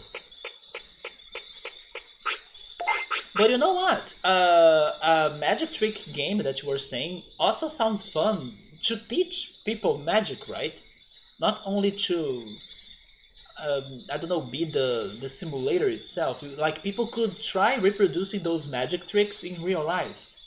And I do hope that some of those cooking simulator games are also teaching people recipes, like real recipes. Also, kids aren't magicians' worst nightmare. You are! Okay, I'm sorry. I'm so sorry. I forgot about Victor being the number one nightmare of magicians. At least if it's a cocky amateur magician. Yeah, and the cool look of it disappears when you see it from the ugly side. What amazes me is sometimes how simple the trickery is, right? I'm trying to remember this one magic trick that I saw in a video, but I can't remember how was it done anymore. Yes, I remember the video, but I forgot about the details of the magic trick. I wish I could remember. But it's because I remember it being so simple that at first you couldn't imagine how is this possible, like how could you do that, and then the answer was something super basic. But the best thing is when the magician does the trick, reveals the secret, and then right away he does another thing that keeps up the mystery. I love that. It's like, you saw that, this is how it's done, and then suddenly he does something else that's not explained. I believe that's the best sequel of or sequence of actions, because you feel the first surprise of like, what is happening, and then you feel the relief of like, oh, okay, now I get it, and then suddenly, wait a minute, what? And then the plot twist of like, something else is going on here. I love that. It's like when the magician teaches the person, but then suddenly something else happens, and then the person that now knows his secret notices that that secret is not enough to explain everything the magician can do. So yeah, I like when that happens. Seriously, there's been a few parties where some douche is doing a few simple tricks and getting way too cocky only to have you ruin everything in like 3 words. Victor, oh my god, man, you are like a party ruiner. But only if they get too cocky and douchey. Yeah, that's great when you get a peek behind the scenes, but then there is another twist, yes, that tells you that the secret didn't necessarily give everything away. Yeah, that's the best. If I were a magician, I would go for that idea for sure. It's like three adrenaline, uh, adrenaline. I don't know, trails in a row, right?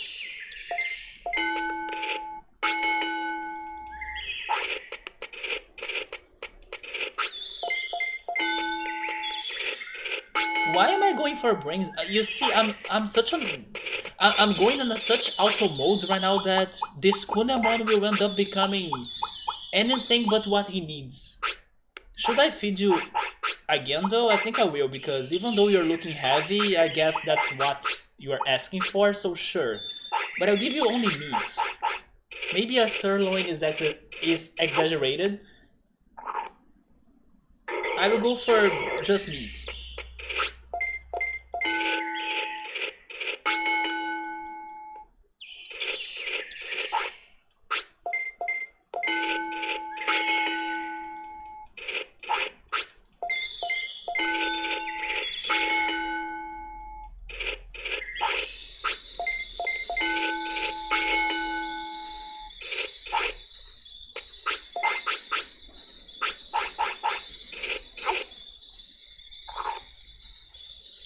You only give away tricks.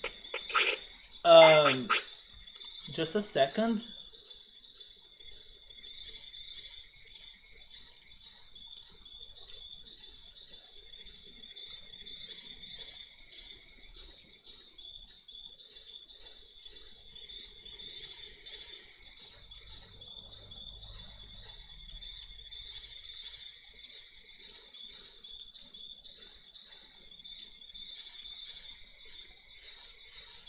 It's funny that that bot was created, or that account was created in August 13th, like 2 days ago, and then only now it's spamming.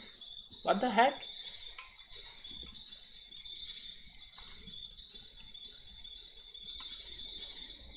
You only give away tricks, other tricks. Wait, you only give away tricks, other tricks, if it's simple and already well-known tricks and it's performed badly by someone with a horrible attitude thinking they are way cooler than what they are. But then, isn't that... I mean, I don't want to be like...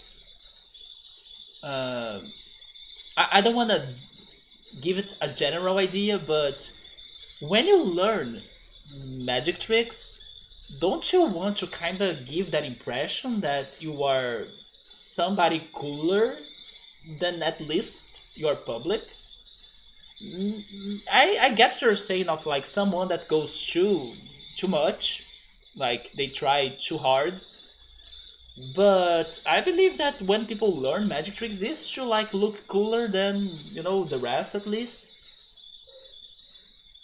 Good job on remembering the pi digits. I mean, I struggle sometimes, but I'm still trying to keep it fresh. 14, 15, 9, 6, 2. Do you want to give me another? Yeah, you don't need to go extra, of course, yeah. What is past 2 then? Oh, okay, the game. Are you good, game? After I had to deal with that bot? Oh boy. The bot did it. The bot could glitch my stream. Okay, let's give it some seconds.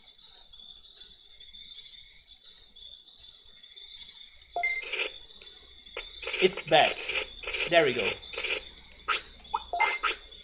Man, Kunemon is asking for so much food that you know what? I don't care. If you wanna become Numemon, we will accept you for what you are. I don't care. Take this sirloin, be happy. Just digivolve into a champion and that's it. If you get too cocky and ask people to guess where something is when they are vanishing it, and they didn't even try to be sneaky about hiding it in their back pocket or something. Wait, what? So you mean that some people will be asking, like, where do you think I hid this one thing? Yeah, that's a bit... yeah. It's just that I never saw somebody doing that. Normally, the person realizes, or like the spectator realizes themselves that I have no idea where this is hiding. But the person being like, do you think it is in my pocket? Ha ha ha, think twice. It is a bit like... don't know, not common. That's like asking for for getting your trick ruined.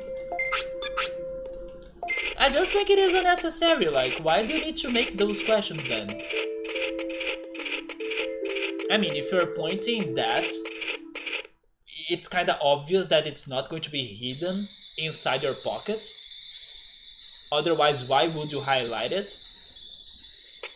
But again, it's unnecessary. Like, just keep it up and then finish your trick and that's it, you know?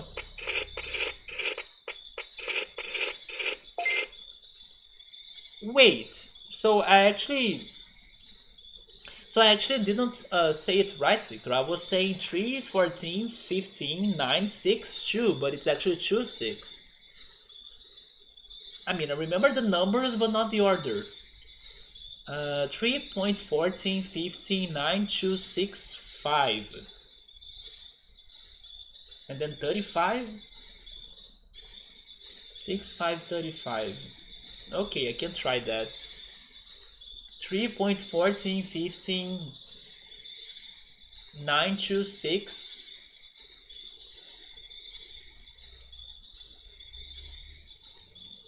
535, is that it? Yes, 535. Because some people have a tendency to be too cocky all of the time.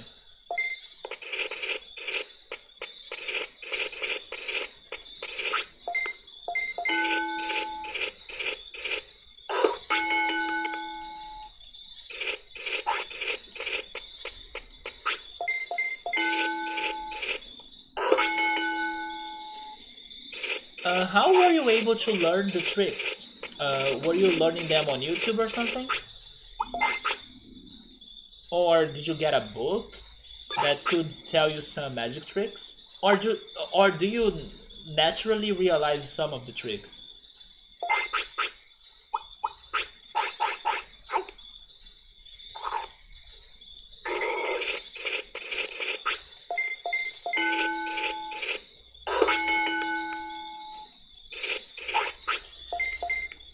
There is a viewer of this stream that likes this game that always says, Numemon hype! I have a feeling that viewer will get that dream accomplished tonight. Because even though my Numemon, or actually Kunemon, my Kunemon has a lot of stats, I don't know, there is something odd about this cycle. There is something Numemon hype going on in here that might be happening. And I'm referring to his wave pretty much. Oh, I didn't even pick up on that. You had those two the wrong way around. Yeah, I was saying 6-2, it's 2-6. Oh, you started learning the basic principles way before YouTube. You got a magic kit as a kid, and then you read some books. Did you also have a chemistry kit? But you were always more interested in how the tricks are done than trying to fool people with them. Yeah, it's like learning the secret, right? You don't necessarily need to do it yourself or use it on your own benefit or kind of surprise the others. You just have a curious mind. You want the answers. Once you got the answers, that's it. I actually wish something that I use it to try learning to surprise the others. It's not magic tricks, but they were jokes or puns. I use it to like try to remember some jokes as a kid and then tell them to my friends and my family, and I don't know, try to make them laugh or something. But then with time I forgot every joke, or like they lost their fun pretty much. Isn't it crazy that in the past jokes were so, at least here in Brazil, but like jokes was such a bigger thing than today? I mean, I understand that today we have so many things that people should not make jokes about and stuff, but it's not because of that. I think that it did lose part of its importance in general. Of course, we still have people that make jokes and they are good humorists, or like they are still famous and stuff. But I'm talking about like regular people like us, like we would tell a joke to a friend or something like that. We don't do that anymore. It's not common anymore, in my opinion at least. But in the past, I do remember like sharing jokes with friends and stuff. And you know something that I never really was part of, but I see it happening in movies. I wonder if that also happened, I don't know, in somebody's childhood in here. Sharing ghost stories or scary stories. I see it more as a thing in other countries. I can't say that I have had many experiences on that. I didn't, but I wanted one, a chemistry kit. My quotation marks childhood's kit was Lego. Yeah, Lego was my kit, my creativity kit. Or rather wanted one that would be more like you see in cartoons rather than what chemistry stuff is in real life. Wait, what? Things you see in cartoons? Wait, how's that even? I think you may be right. Maybe it's because the easy access to comedians on YouTube. Yeah, today I think that improvisation is more common than, you know, joke telling. Yeah, today improvisation is on the top of like content that I see on YouTube. Yeah, man, Lego is my childhood. Do you know Playmobil? Probably not, right? Playmobil used to be the competitor of Lego here in Brazil. But Lego was the one I used to have the most. Oh, like flasher colors and smoke. Ghost stories were more something you saw on TV. Me too. Me too. Like people before going to bed sharing some ghost stories. Can't say that I have had in my life. Which is good, because then I didn't have nightmares.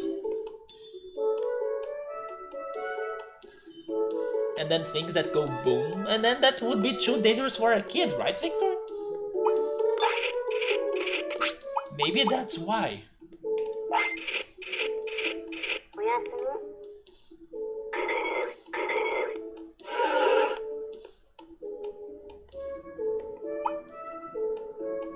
Oh, you know Playmobil!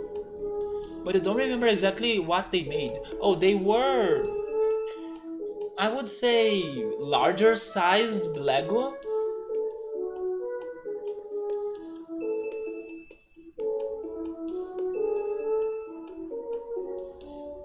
I'm still sad that when I was trying to find some of my older toys and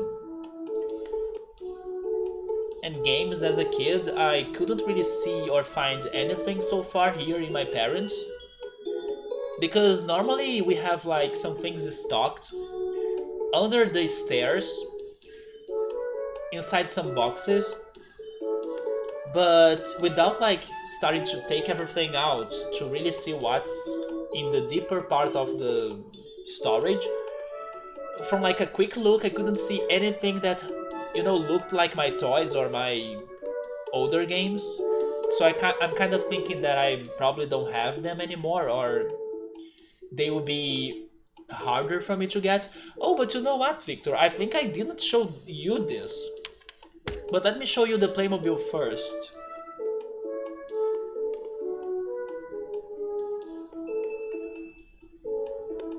There is a movie of Playmobil? What the heck?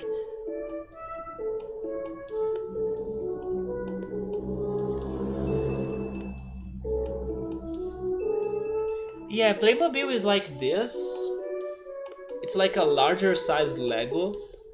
Those are the the toys, or like the human-like toys. And then you had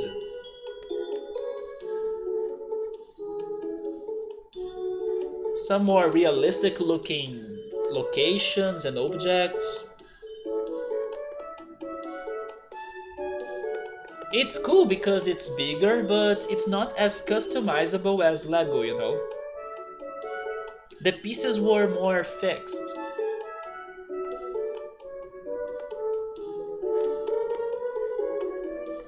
There is a there is a Back to the Future Playmobil.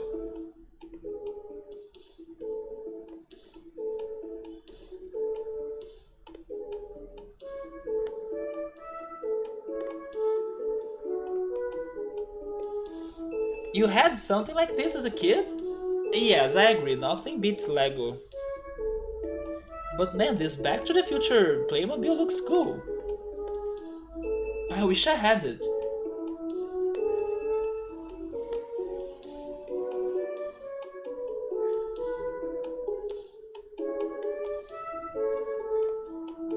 It's probably very expensive.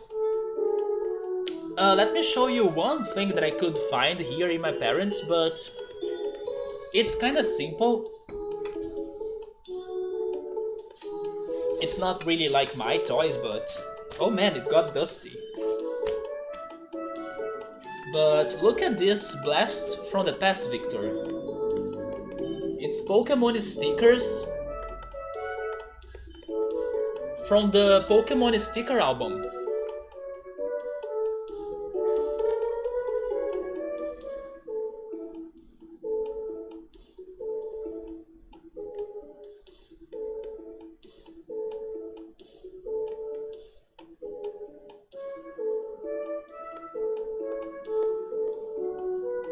As you can see, I never use them. It's funny, right?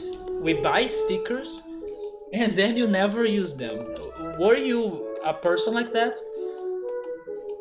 Yes, I never really used them. When after we found it in here, I was considering finally using them somewhere. Maybe on my 3DS, maybe on some, I don't know, cases. I could use them somewhere. Maybe on my wall in my room.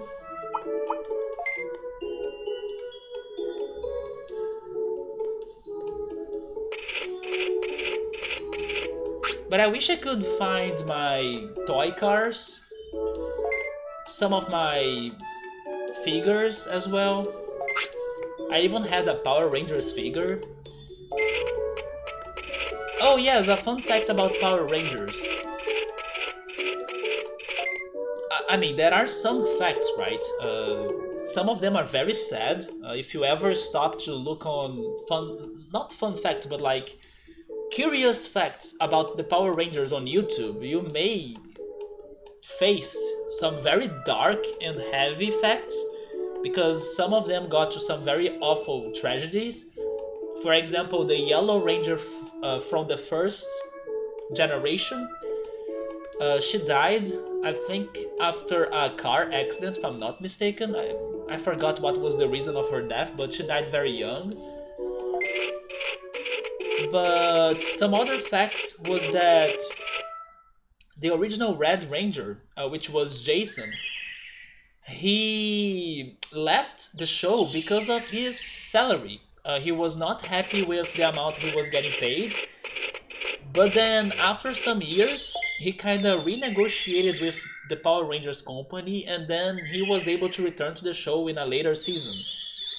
But yeah, he first left the show because he was not happy with his salary. And maybe the most interesting fact is that, did you know that for many of the sounds, and then once again we're talking about sound effects, many of the sounds that those enemies, that I'm not sure how they were called in English, but like those minions of the villains of Power Rangers, many of their sounds were made by the Black Ranger, Zack. Yeah, he was not only the Ranger, but he also did some dubbing for the sounds of those, I don't know how they were called in English, maybe Clay Soldiers, I'm not sure. But I didn't know that he was also the one behind their voices, at least in English. And just to finish this Power Rangers moment, Power Rangers in Space is the best season.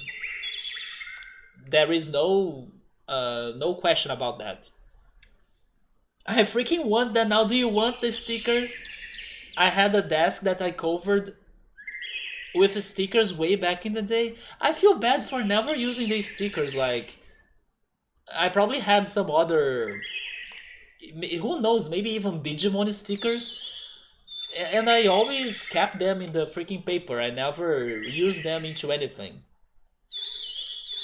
I have had an idea for a guitar for a while that I want to put together that would need on one specific Pokemon sticker. Oh, a Mew? Is there a Mew in here?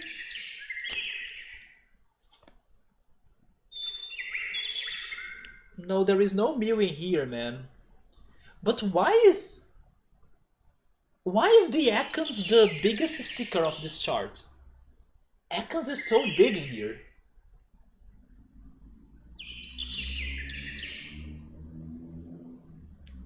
Yeah, they don't have legendaries in here.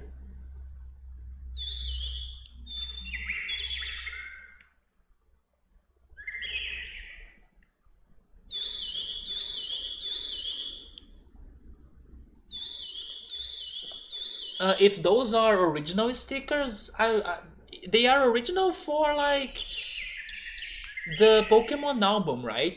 The, let's say, Panini, which is the company or the brand that or publishes some of sticker albums. It's the Panini Pokemon album. Let me see if I can find more pictures of them. By the way, man, this table is so dusty. It's all dust around me now. So they are not like Pokemon brand official stickers, but they are official for Panini, which is like a manga publisher, books publisher. Somebody liked Ekans, I guess. I would love to see this guitar you're thinking about. Is it going to be a pink guitar to match Mew's color? Power Rangers weren't a thing there in Sweden when you were a kid, so all you know of it are references you have seen on YouTube. Yeah, today I don't think it is worth checking because it's going to sound very childish. But back in the day, it was very fun, and even as a teenager, I could still enjoy it, especially Power Rangers in Space. Power Rangers in Space gets very serious.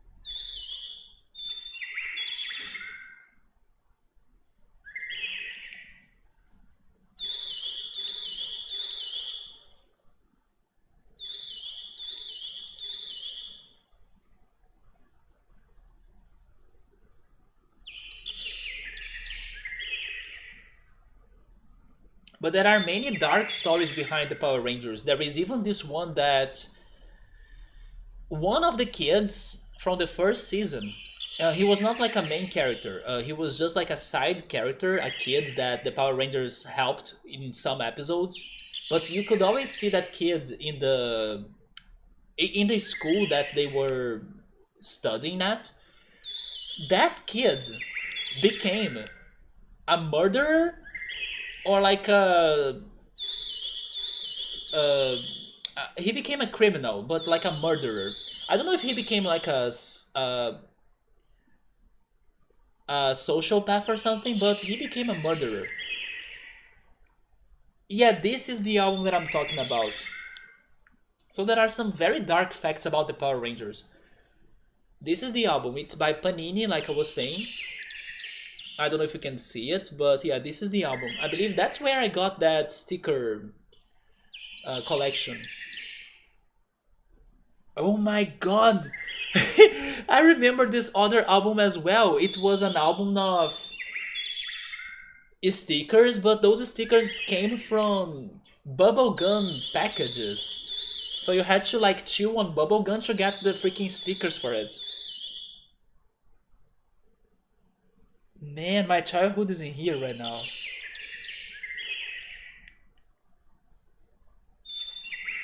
Yeah, this is the album of the freaking stickers that I have. Those are the regular stickers, the ones for the collection of the album.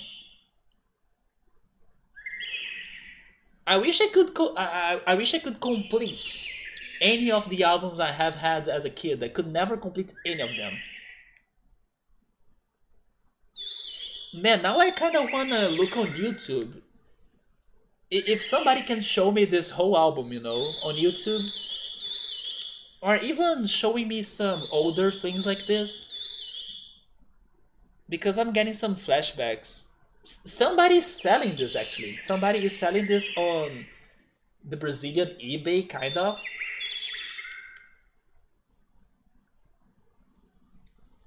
I miss those days. Oh, it would be a metallic blue guitar.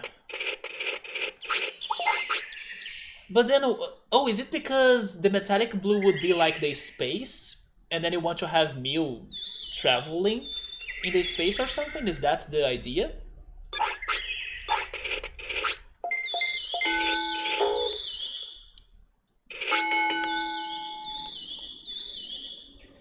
Sabri is saying that the Power Ranger where the actor or the old actor comes back, or the season he comes back, is Dino Force. He remembers that there were 2 episodes remembering every early Ranger. Like they all kind of come back and then, reunite. That actually happens a lot. Almost every season will kind of bring back some Rangers, at least the Rangers from the previous season, or like the right previous season, the one just before. And then sometimes they do something amazing of like bringing back older Rangers from like many years ago. It's kind of like a special episode that happens quite often.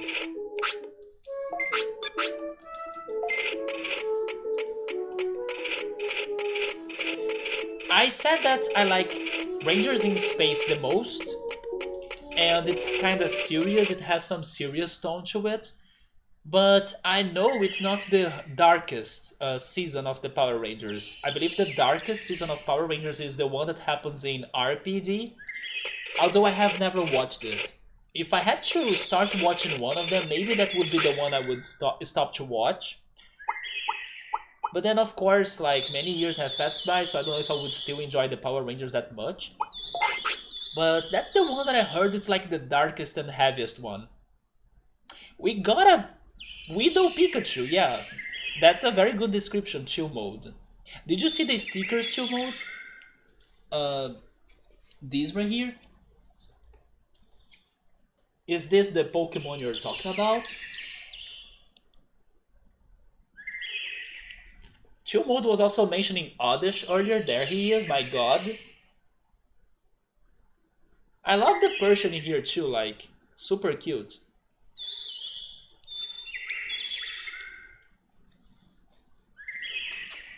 So Mew would just be a small detail on it. Blue because you like blue, and it would be a cool looking yet unusual color on a guitar of that style. It really looks like a cross between Widow and Pikachu, right? He does look electric type. He is electric. He is like grass or bug maybe, and electric. There is the poison version of him too. Maybe I can show them to you. It's this guy down here. I believe he's probably going to be around. Oh, never mind. Betamon is still here. Once it's the night, I will show the poison version of him to you.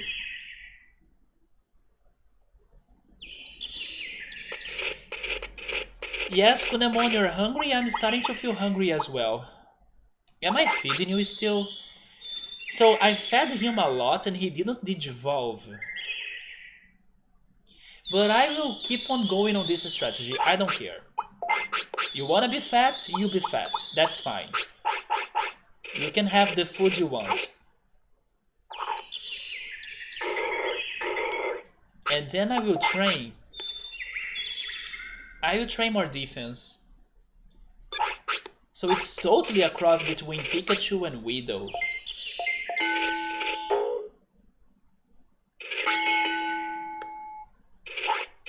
Isn't it crazy to think that,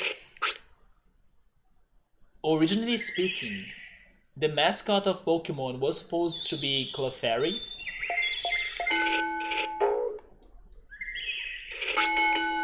Also, you know something else that I heard? Although it's of course not confirmed, it's just a rumor. Everybody knows about the Porygon episode that got banned because of the epilepsy attacks from on the kids that watched that show on that day, right? But in case you didn't know, the real responsible for that epileptic situation was not Porygon. It's just his episode. The real responsible was Pikachu, like the main mascot of Pokemon. But that's something that the Pokemon Company wants to hide, and then nobody blames Pikachu. So there are some rumors that maybe Porygon, after so many years, could be finally coming back to the anime because he was banned from the anime after that situation for all of this time. You can still find him in the games, in the Pokemon TCG, but there are some rumors that one of the episodes that are coming up could be bringing back Porygon. We have only gotten the summary of the episode of Pokemon Journeys that talks about data from a computer getting lost and then some sort of mysterious situation happening. That's why people are theorizing that Porygon could be involved. Honestly, I hope it is him so he can have his redemption. Also, Pikachu can be framed instead of him because that's true and real justice in here. But let's see. I don't know if the Japanese will finally move on from the situation or if they will still be like saving Porygon to be in the anime. But actually, if you go on a very detailed um, analysis of this whole story, Porygon did appear again in the anime. But the thing is that he appeared for like microseconds. There is this one episode, and I gotta say it's one of the best episodes of Gen 1, or like the first season of Pokemon. I don't know if you will be able to recall it. But when Twitch was presenting Pokemon, and then people were watching Pokemon together, that's when I rewatched this one episode, and then I was like, holy shit, this episode is so good. It's the episode where there is like an accident that happens, and a lot of Pokemon is hurt. And then there is like an urgency to bring the Pokemon to a Pokemon Center, but the Pokemon Center is all crowded with Pokemon already. So they had to transfer the damaged Pokemon to a human hospital. And then they were asking for the help of a real doctor, not like Nurse Joy, to treat and take care and heal the Pokemon. No, I don't know if you guys remember this one episode. I think it's called Operation Chansey or something. And then Ash and his friends try to help the doctor to like cure the Pokemon and stuff. There is a transition that happens from one scene to another. It's super fast, but you know those transitions that they are super colorful and then they show a lot of tiny Pokemon sprites? Porygon is in there. If you pause, that's Porygon. He's back. He's back to the anime. That's like one of the few moments that Porygon has ever returned to the anime. For a microsecond, if you pause in that freaking transition, you see Porygon. So yeah, will Porygon ever made his way back? You remember that episode vaguely? I don't know how's the English version of that because when Twitch was presenting it, I rewatched it in Portuguese. The Portuguese dub of that episode is so funny. I laughed so much with the community of Twitch. Like we were making so many jokes. Man, those Twitch Presents streams were very fun. I remember that there were an episode like that, but remember very little of it. If the subtitles or dubbing, either in English or in Swedish, are like the Portuguese dubbing, it's worth rewatching because it was super funny. Yes, there was a Porygon in a millisecond in the transition where they show like a bunch of Pokemon together.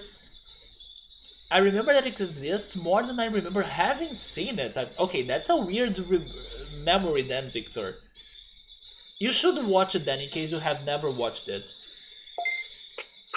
And then Ash needs to go to the hospital because Pikachu choked with an apple. Yeah, Pikachu was eating an apple on a tree, and then he got choked. He couldn't swallow the apple, and then that's when they rushed to the Pokemon Center. The Pokemon Center was crowded, and then they transferred them to the Rio, to the hospital basically, where they had to treat Pikachu's choke, right?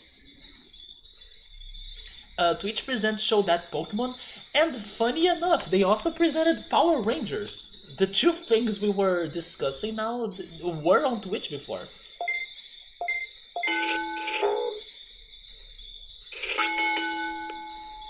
And also, I'm now remembering that the other super famous thing that Twitch has presented was those Bob Ross,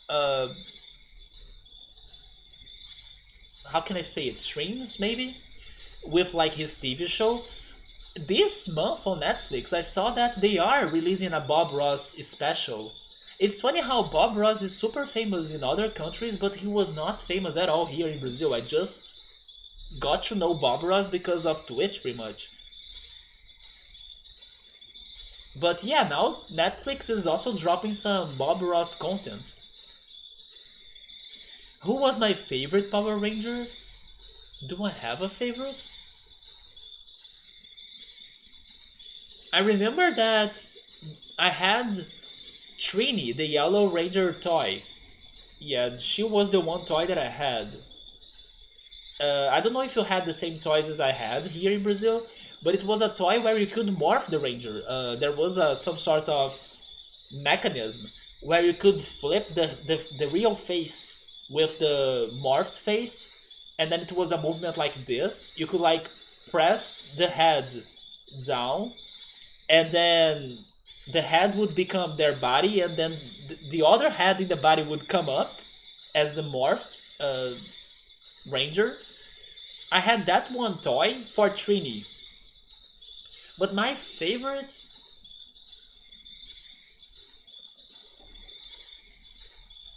I don't know. Do you have a favorite chill mode? I know my favorite season for sure. My favorite season is in space. But then a favorite ranger? A lot of it sounds kind of familiar, so I guess I have seen it at some point many years ago. I should try to find it and watch it again. It's because he was famous in the US and then he became a meme that spread worldwide. Yeah, he became a meme, but also many people fall asleep while watching him, right? People use him like as ASMR, like people do feel relaxed after watching his content. It's getting late, so you're going to call it a night. Alright, man, take care. Keep on sleeping until like late. It means you are sleeping well. As you said that you are also skipping some breakfast. Keep it up. I do want you to be sleeping well. Take care. We'll talk again next time. I see you then. And let me see if I can still remember. 3, 14, 15, 9, 6, 2. No, wait. 9, 2, 6. 5, 3, 5. I will see if I can remember that. Oh yes, have a great week you too, man. I don't know why the black one or green was like mostly color. Yeah, they were Transformer toys, kind of. But I can only remember having Trini. Speaking of Transformers, my boy Kunemon, are you transforming? Or are you disappointing us all?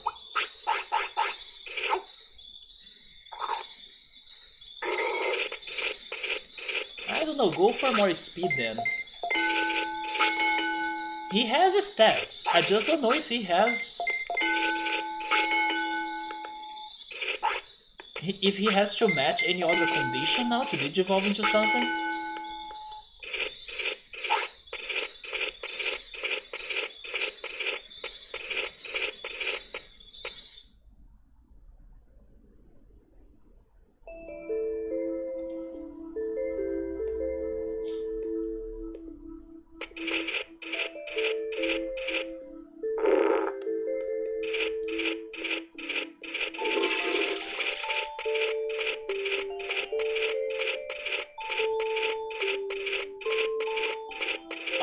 Digimon is a fun goal. It's fun, but it's so hard, man.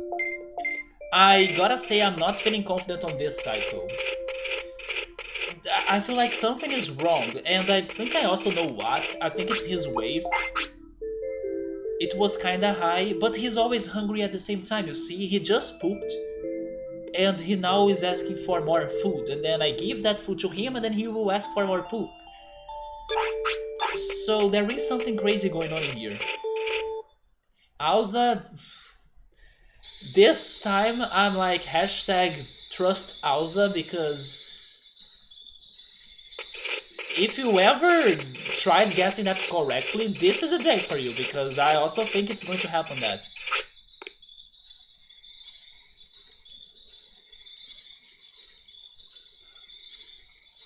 But he's asking for food. Although he's aged, you know what? I will not feed him anymore. No, I will change my strats. He's already 3 years old.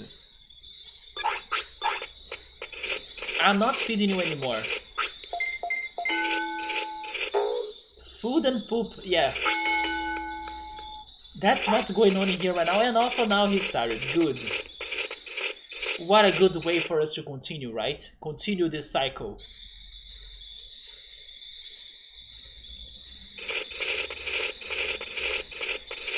Although he's also hungry, if I could give him food, he would like stop feeling tired, but then he would get fatter.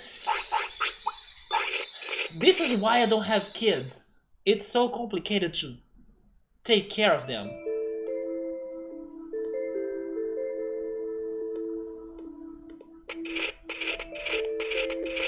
I will not feed him, but I will heal him from this tiredness.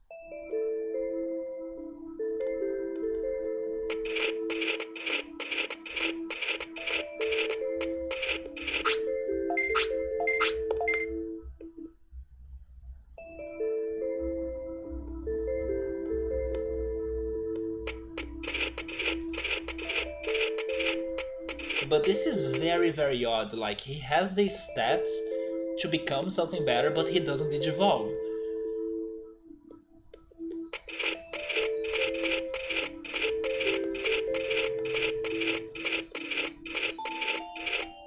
At the same time, he will totally not die, right? He will become Numemon instead of dying. Although if he died, that could be good for like a possible chance of getting Devimon somehow. But he is not going to die, he will turn into Numemon.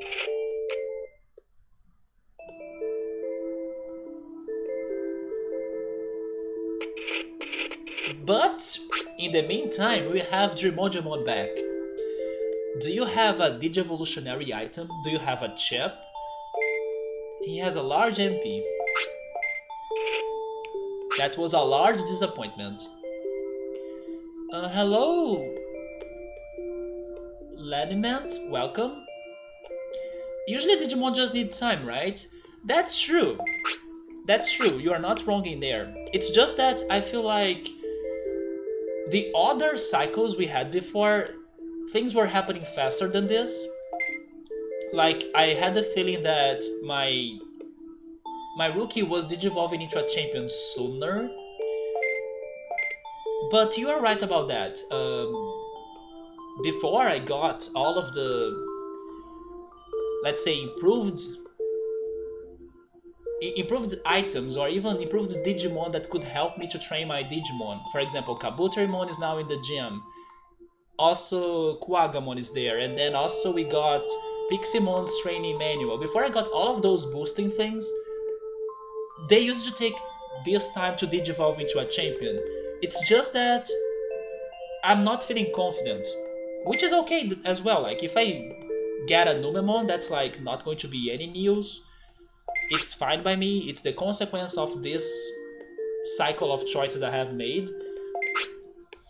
But it's just that I was not expecting this wait to happen. Like, I was expecting something faster to happen. Because normally when my Digimon is very buffed, the Digivolution happens fast. But let's see what's going on. Maybe today is the day of an answer. Because 3 years sounds like a good amount of time for us to be waiting. let's just see what's going to happen. Although this is also a very sleepy Kunemon, right? Very, very sleepy Kunemon.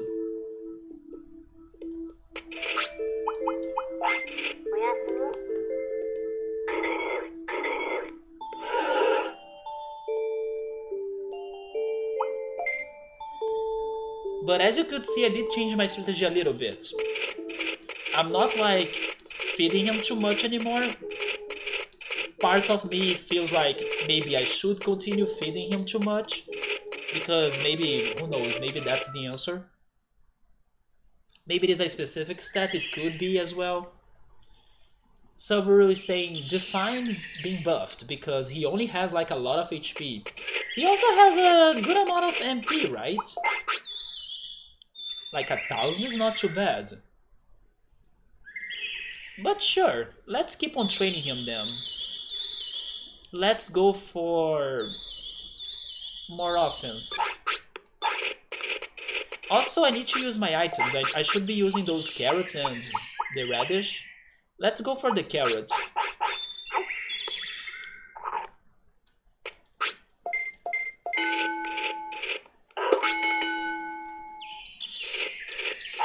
Oh!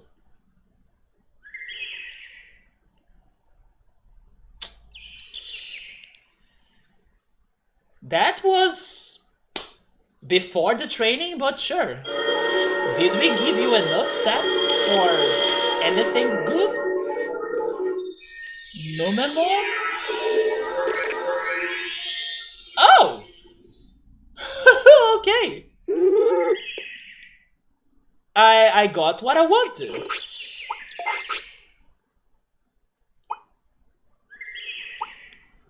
Even though it was a hopeless run, but sure. Maybe, okay, maybe that's the path. Like, give him a lot of HP, and that's it. And then you kind of balance the rest, but HP is what matters for this, hopefully. And then a somewhat medium to heavy wave. Sure, that's not the, let's say, #1 result I would want. #1 would be getting the new champion, but it's the second best result. I take it. It's better than #1 at least. So now, guys, we have a big chance. Or maybe two, but one for sure. Which is like trying to get this ultimate right here. Oh no, but he can also become the second ultimate right there. That guy there is Metal Mamemon, isn't it? Metal Mamemon. What I remember from him from other possible Digivolutions is that Metal Mamemon is very balanced. So maybe I should not go for something very balanced. Also, maybe I should go for something heavy, because Metal Mamemon sounds like a somewhat light-weighted Digimon, and if I have to guess, the ultimate that I'm missing right there gotta be Hercules Kabuterimon, right? Gotta be this. And this guy is definitely heavier than Metal Mamemon. So I will focus on giving him some sort of wave to see if I can detour him to not become Metal Mamemon and become this. But then about the stats, I guess I will continue with the HP course since it worked for Kabuterimon. And I will see what else I can go. But I will not try to go for something very balanced, because I think if I go for something very balanced, Metal Mamemon sounds like a better... It sounds like it would be more probable to happen. Okay, so I will focus on Wave, HP, because HP gave me luck right now. And I'll need to think on the rest. But this is not a Numemon, right? There we go. This is like Kabutops? Yeah, Kabutops for sure, man. He used it to give me nightmares as a kid, especially the one evolution that's not in this game. The... Is it called Mega Kabuterimon in English? I'm not sure. In Portuguese, he was called Atler Kabuterimon. It's like the red one. The red was kinda frightening to me as a kid. Also, hi Ultras, how are you, man? Look at his background. He's the real gladiator, right? That's the second thing I was going to say, that we may have a chance not only to get a new ultimate, which I believe will be him, but also, you look at that, it's day 13. It is doable, or at least I can see it happening. Since the tournament, the Beetleland tournament, is. Oh no, wait a minute. I mean, it is doable for us to join the tournament, but then we won't win the tournament because there is no way I can get an ultimate that's like a insectoid plus buff him like crazy to get to the tournament. No, no, no, no, no, no, no. I can at least give an attempt, but I don't think we'll be able to win the tournament at all or have time to train him. Also, hello Marmo, how are you, man? Yes, the tournament happens in the 20 seconds. That I think we can get an ultimate until there, but then buff him and train him. Not feeling too confident. But let's see. I don't need to fight. That's also another,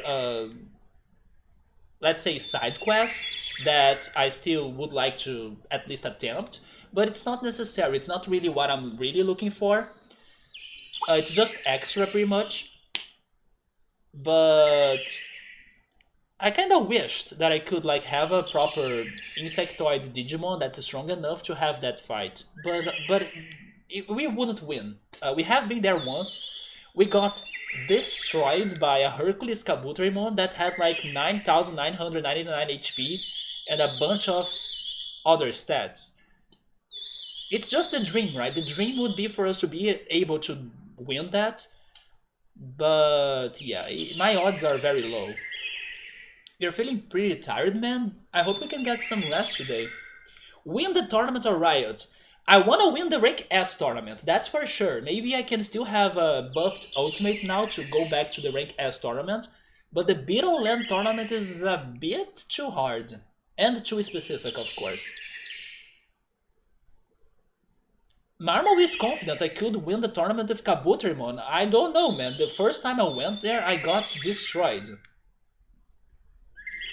You went out on the boat first time this year. How was it, man? So that's always exhausting, lots of sun. Is it only exhausting because of the like being under the sun, or is it also because you need to, I don't know, do some crazy boat stuff? Or I'm thinking on now the Olympic Games that I saw a lot of sailing and some competitions where people were really working out to control the boat in the direction of the wind and changing sails and stuff. Is that one of the boats you used, or did you use something more simple like a boat that has a motor and then you don't really to really force it too much? To be honest, you think about it, maybe you can beat with Kabuterimon. Have you ever tried? I tried it once. That's what I'm saying. Also, that's where I met Hercules Kabuterimon in this game. And then once we fought Hercules Kabuterimon, I believe we went to the tournament the first time with Kabuterimon as well. Like he was the first insectoid champion that I got because I still don't have the other mysterious champion right there that I'm guessing it's going to be Kuagamon, but I'm not sure on that either. But I'm guessing, logically speaking, it could be him. But yeah, the first time I got Kabuterimon was when I could head to the Beetleland tournament, but I got destroyed by Hercules Kabuterimon there. Like, I could not scratch him, I was causing 1 of damage, I also remember that. But Marmo, yes, I'm with you on that. In case we get today 22nd, and I still have Kabuterimon or like another insectoid Digimon, I'm heading to the tournament just to at least see more of it or learn more about it. So count me in. I'm down for that idea. I just don't feel confident on winning because the first day I went there, they destroyed my dreams. It's a lot of like setting up and packing and things to do. Wait, to use an inflatable boat? Oh, but it's motorized? It's something kind of like this?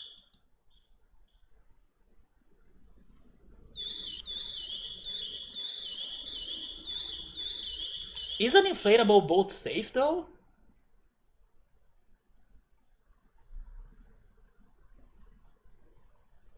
Oh, it looks safe.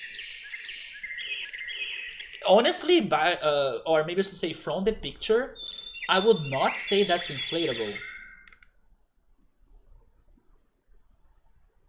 I mean, it looks safe as long as the water is not like full of waves.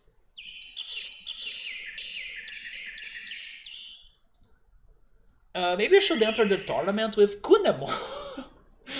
I mean, I could, right? Hopefully the game would like balance the other Digimon I would need to fight against. But hey, remember last weekend? Do not underestimate whoever you're fighting against. Freaking Vegemon caused an apocalypse on my life last weekend when I was like joining the natural Digimon tournament. I was like, Vegemon, you're my opponent. Good, GG, easy win. As I wish, right?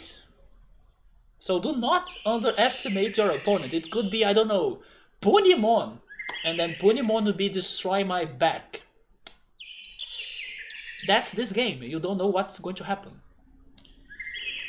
This game doesn't have a lot of insect Digimon. Yeah, they only have a couple ones, but they do have Hercules. And then if Hercules crosses my path, I'm doomed. But you know, maybe he has some chances of being there or being not.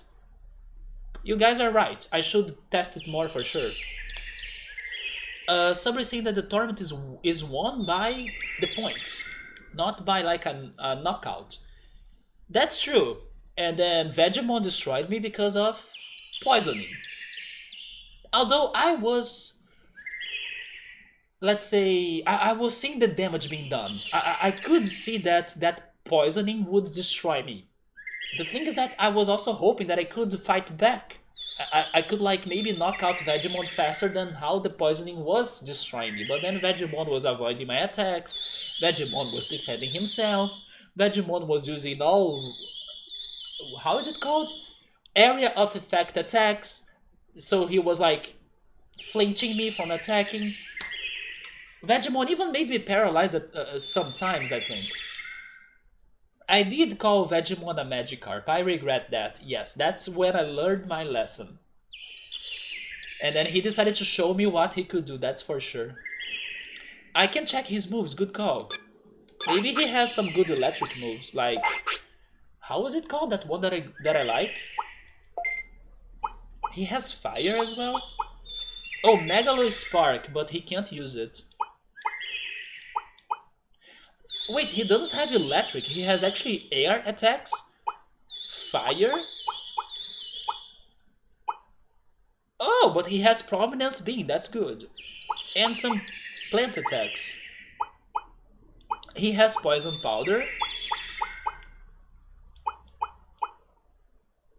Oh, by the way, Yotros, just to like give you some summary of food talk that we have had so far.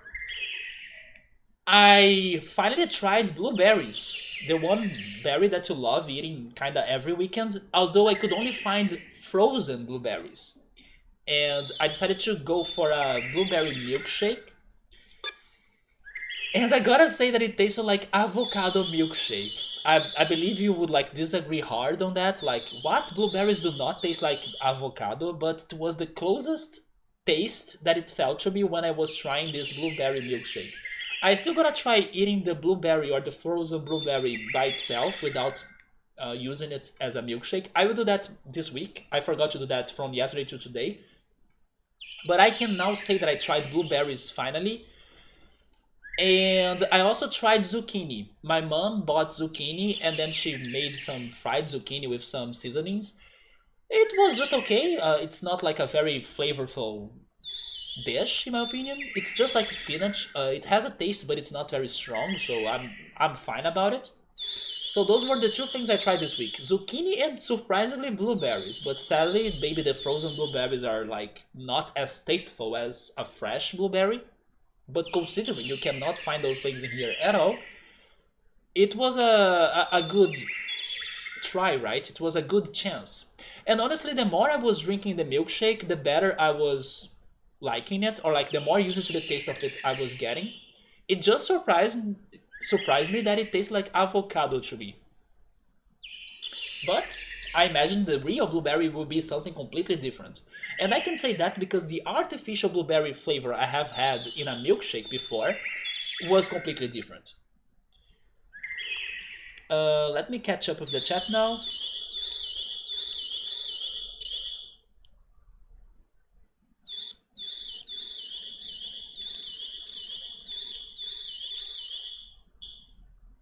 Maybe we can figure a good move set. I mean, let's train him first, and then once we get to 22nd, we'll work on that, right? We still have some days of training here, and hopefully he can digivolve as well before that day. I will 100% sleep well, yeah, right, after getting tanned and spending some time in the ocean and also in the beach. He has bugs. Oh, he doesn't have bug, yeah. I used bug when I had Piximon and it even didn't do it. But Mass Morph is really nice. Frozen versus Fresh is very, very... yeah, I really imagine that. Frozen are usually smaller. They are very tiny, that's true. They were very tiny frozen blueberries. But do you think they were sweeter? I didn't think they were very sweet. That's actually what I was missing on the taste. I was expecting them to be sweeter. They have like a candy flavor. I kind of was hoping for that. But they had a somewhat bland flavor like an avocado that you can go either sweet or savory. Brushing zucchini with olive oil, oregano, salt, pepper. Yeah, zucchini is abobrinha. That was my first time trying it. Oregano, salt, pepper, and grilling it is very nice. Oh, maybe we could try grilling it because we only had it fried, you know. And your mother grows so many zucchinis? He just needs to be alive today, today 13? But today is 13, isn't it? Oh no, never mind. Wait. I think you mean day 22nd. Yeah, today was 13. Like, even if you miss half of it, that skill is really good. It deals a lot of damage. Well, we will see what you're doing later then. If you cooked fresh blueberries in some sugar, that would taste like frozen. Blueberries are not really sweet to begin with. Oh, really? And that's the grilled zucchini?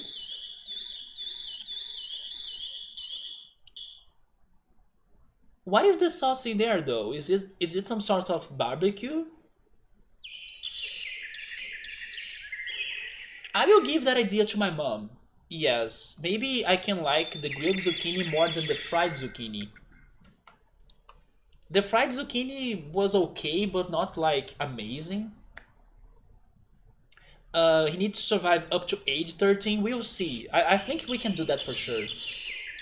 We'll go with Mass Morph and something with Stunning. I don't know if he has something with that. He has... Oh wait, after I checked the browser, my computer got a bit weird. Let me give it some minutes. Is it back? It's back. I think he has one that turns my opponent flat, which was the prominence beam.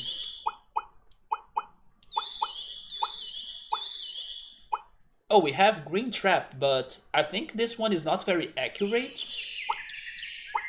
We were missing it a lot. Another good way is to slice it into thin circles and dip it in half egg, half flour like a very runny batter, and then fry it in a pan or a shallow oil. Oh, that's kind of like what my mom did, but without dipping it in a runny batter, right? Maybe that could give it some extra taste. Speaking on... Uh, still speaking on food, Ultras, I need to show you the pie that I baked. It was my first savory pie.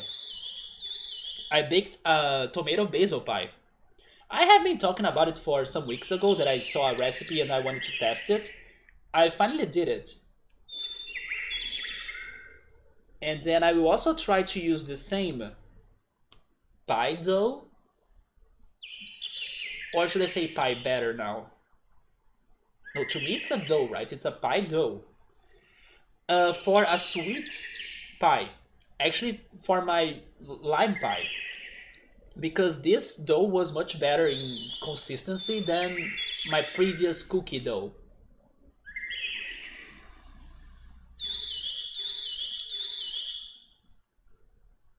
Yeah, this was the tomato basil pie that I baked. It was super easy. I was even shocked that it was such an easy recipe.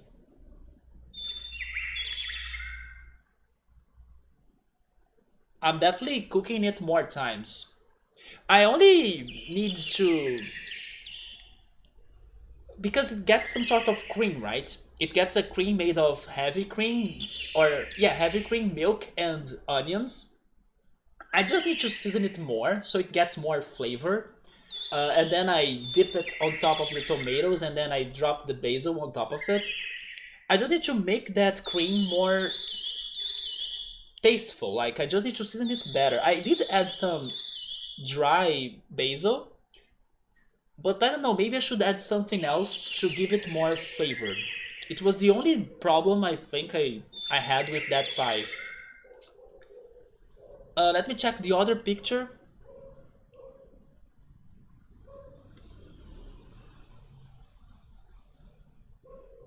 Oh wait, are those the ones you said earlier with the runny batter?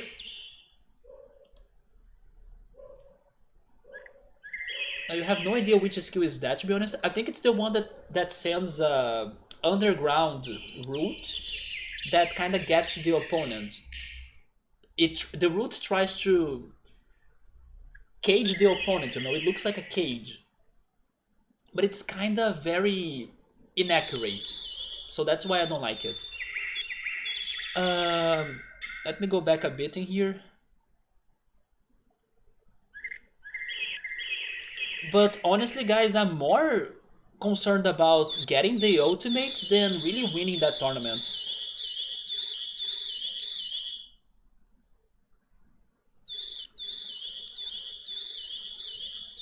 So you fry it in a pan or shallow oil, then shake it on some Parmesan cheese. I use some Parmesan cheese on that pie.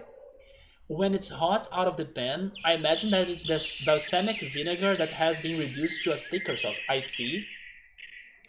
Because balsamic vinegar gets thick and somewhat sweet, and then people actually put it on ice cream. Okay, I would never expect that, but if it gets sweet, then sure. It's like coated in egg that has a little bit of flour. Then you shake on a little bit of oregano and cheese, and it's good. Oh yeah, with cheese, sure. With the Parmesan cheese,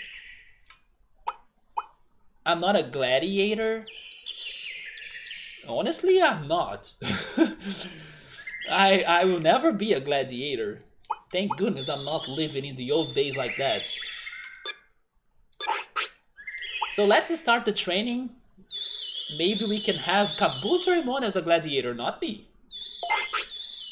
Let's go for... You know what? I'm going to give him 3000 of HP because I said earlier that I would go for HP. Let me put him to sleep first though. That is the balsamic vinegar. I need some private lessons from Vegemon. Oh, Vegemon, Vademon, Hercules, Kabutorimon as well. All of those Digimon that destroyed me.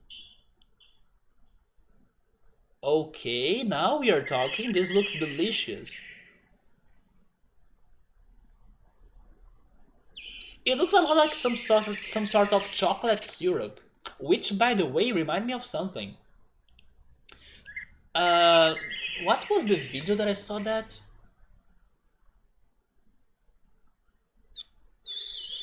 I can't remember the video because this has been a while, but it was a video where people were trying food for their first time, but like different recipes or different combinations of food. And then when they were trying this one food, they were offered some sorts of syrups for them to add to their food so it could make it better or something. And then that video showed me something called the Hershey's syrup. Do you guys know what is the Hershey's syrup? I was going to guess it was like chocolate, but I wasn't sure. But if I had to guess, probably Hershey's syrup was like some sort of chocolate syrup. And then I forgot to ask that to you all. Like, have you ever had Hershey's syrup? Is it chocolate? It is a brand. Yeah, it is a brand of chocolate. That's why I was thinking that was chocolate. But why not say it's like chocolate syrup? But in the video, they were all about Hershey's syrup, like it sounded different. So is it chocolate? Okay, so never mind, it was not too crazy then. But I wasn't fully sure because why not call it as chocolate syrup instead? Why do they need to really promote the brand like that then? Like it's Hershey's syrup. It's sort of like Nestle chocolate syrup or Bosco. Bosco is new to me, but Nestle, yeah. It's just gotten such a name that people call it that, like Kleenex. What is Kleenex? What is Kleenex? It sounds like a cleaning product for sure. But what is Kleenex? If I had to guess, I would guess it's some sort of napkin, but I'm probably completely wrong. No, like a company, they make chocolate, strawberry, caramel syrups too. Wait, I got Kleenex correctly? Holy shit! It's actually facial. There we go. It's like a napkin, a facial tissue napkin. It's like lost cousins in life. I take it. There we go. So I could get it right. Pass me a Kleenex. Man,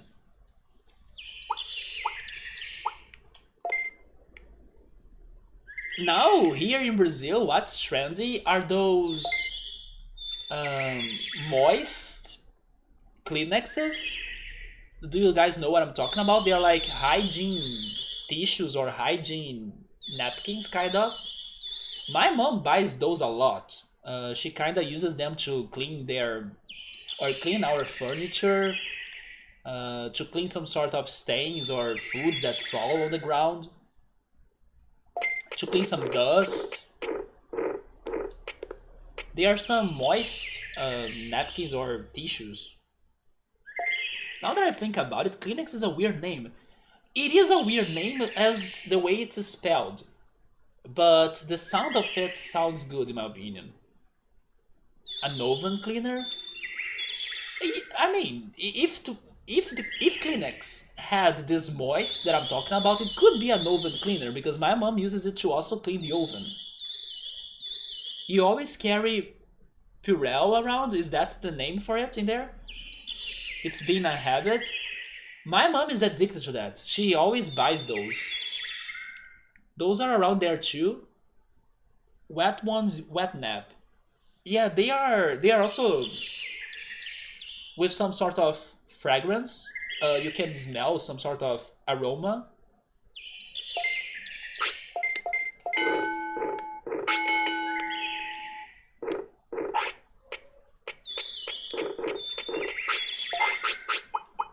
Oh yeah, Ultros, the other two things we brought up about food today were some weird dishes that I wonder if you would either try them yourself or if you have ever heard of them. First of all is a cucumber Wellington. What about that? Would you ever try eating a cucumber Wellington, Ultros? And the second one was a deep fried pizza. Honestly, I would try a deep fried pizza, even though it sounds disgusting regarding the fatty it would have, or how fatty it would be. It's probably going to taste good. Unfortunately, right? To my own health's demise. I would try a deep fried pizza. Victor was completely against. But I would not try a cucumber Wellington, no. That's too exaggerated, that's too insane. Cucumbers are okay, but like I would rather go for, I don't know, pickles. But I did see those two weird dishes this week. Cucumber Wellington and deep fried pizzas.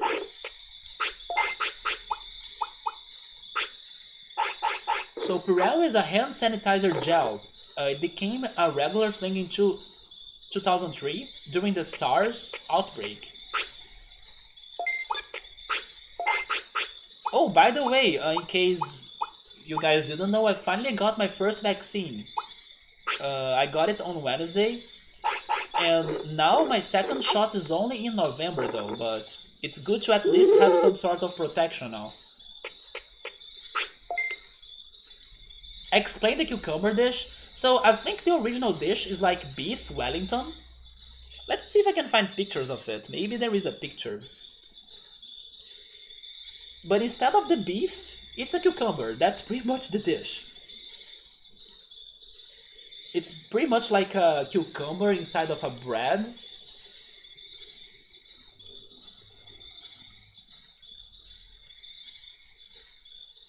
And then it gets baked.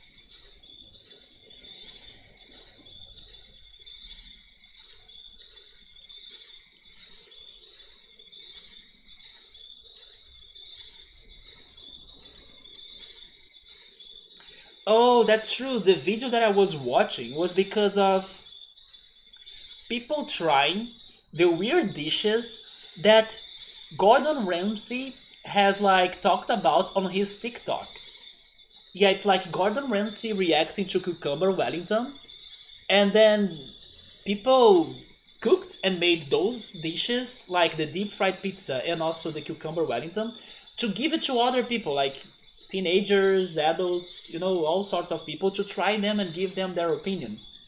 It's because of Gordon Ramsay trying them or judging them first. I forgot about that.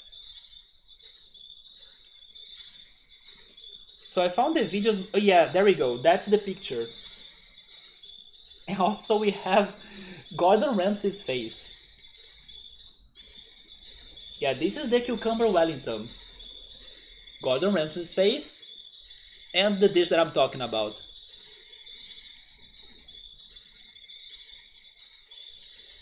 I think I would hate that.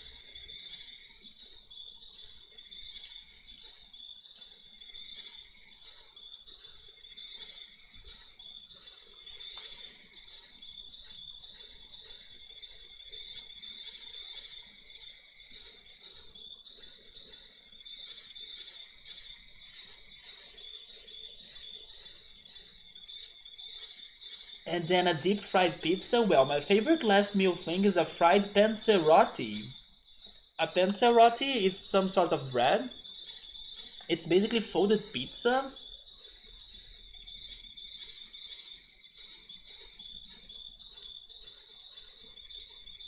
It's basically folded pizza dough that has pizza sauce and cheese inside and deep fried. Do you like calzones? Ultras, I love calzones, man. It's like a folded pizza too, but it's not deep fried. But a panzerotti. I'm actually going to grab one from your favorite place that is downtown Toronto. You haven't been there since you graduated college the second time. That's a good idea.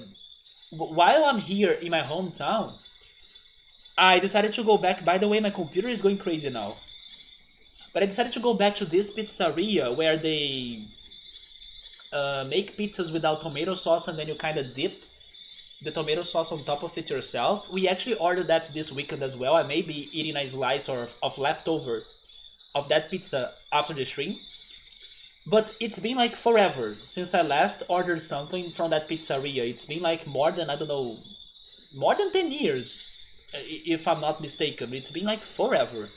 And thankfully, their pizza, even though it's still not like perfect, it was still worth buying. Because mostly of the tomato sauce. Their tomato sauce is fantastic. So as I had a good experience going back to this pizzeria here in my hometown, you should also do that for this panzerotti thing.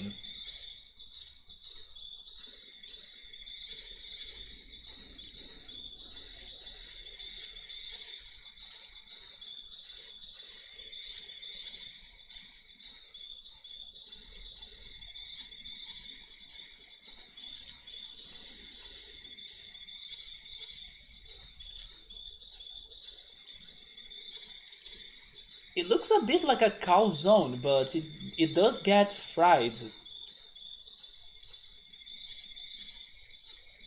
Man, this looks good actually. This looks a little bit like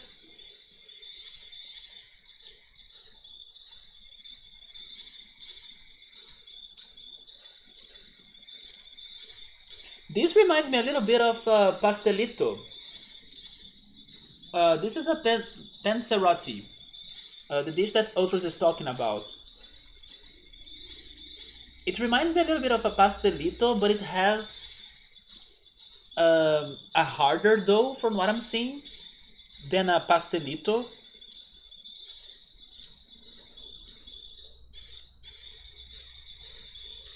One of these days I should order pastelito so you guys can see it. But maybe my family will be against it because it's a bit unhealthy. But this is the pastelito that I'm talking about.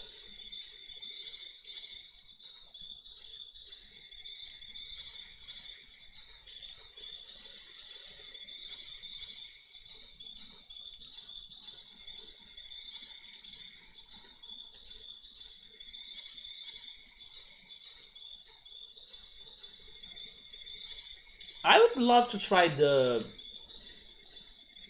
panzerotti.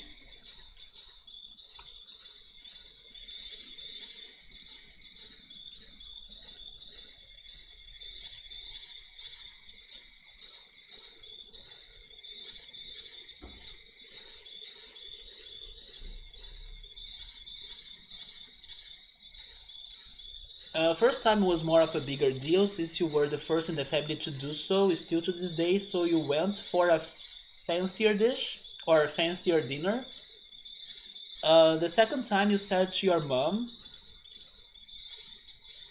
me and you, we are going to eat the fried panzerottis.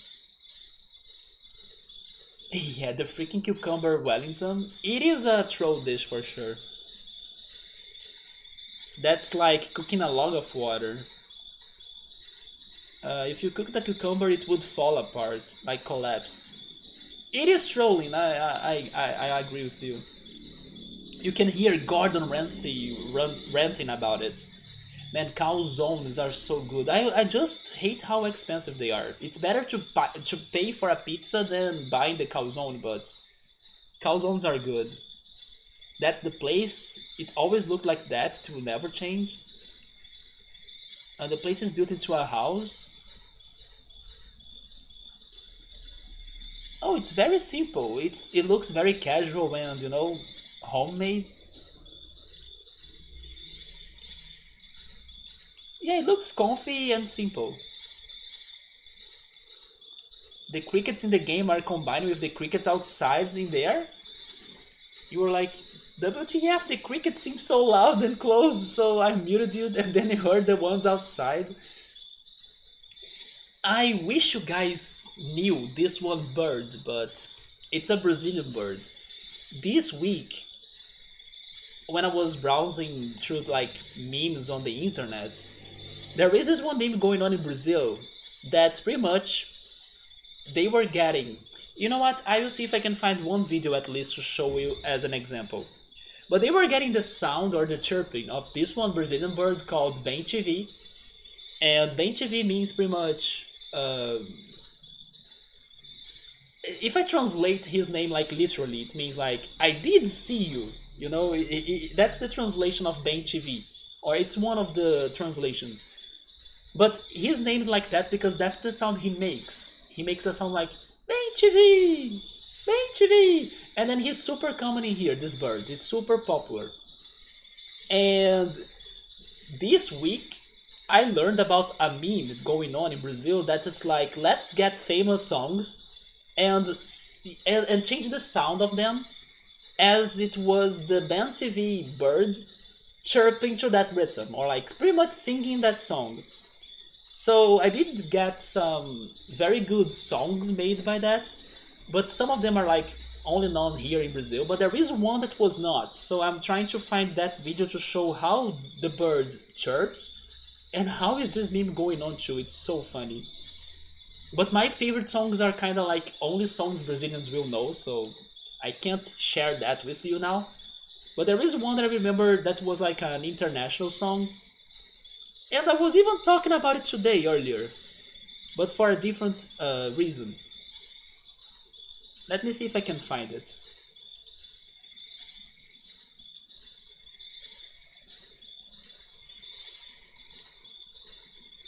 And this bird is so common that today I was hearing him outside. He's always there chirping during the mornings. He actually has a very good chirping sound, so it's not something that bothers me. It's one of those very good, bird sounds.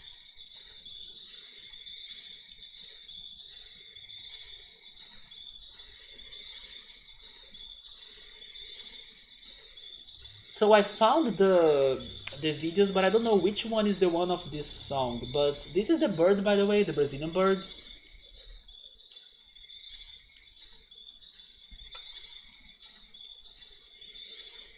Yes. Now finding the one that I want, I don't know if I will be able to do it. You know what? Never mind. But he's super funny. Like his sound with the music that and the remixes that people are doing, it's been super great. Let's go back to Digimon, shall we?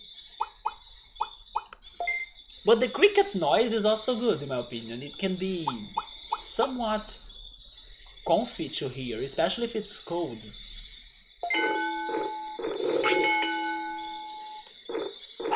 But the song that I was looking for, by the way, was the X-Files song. But I couldn't find it by the name.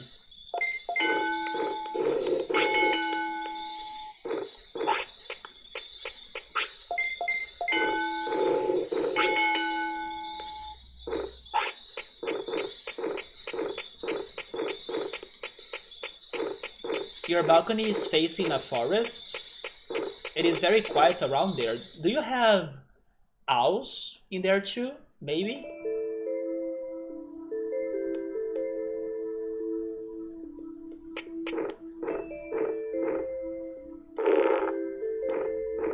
Oh yeah, by the way, Youtros, I just remembered. This week I saw a trailer of a new Tetris game that's coming to the Switch. It's called Tetris Effect, I think. It looks like an HD Tetris sort of game. I don't remember when is it going to be released, but since I know you love Tetris, maybe you should take a look on that game. Tetris Effect. Maybe you have even played it before in another console.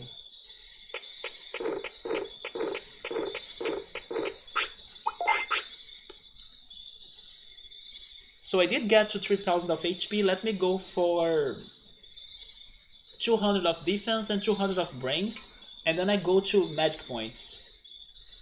You haven't seen owls?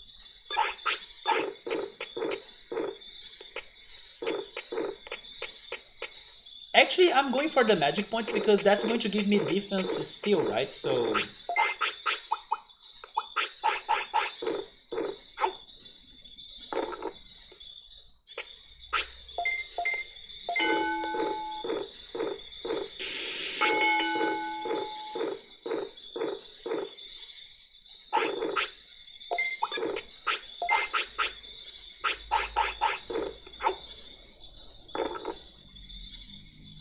we have only seen an owl once? I think I have seen owls before, but I can't remember when that happened.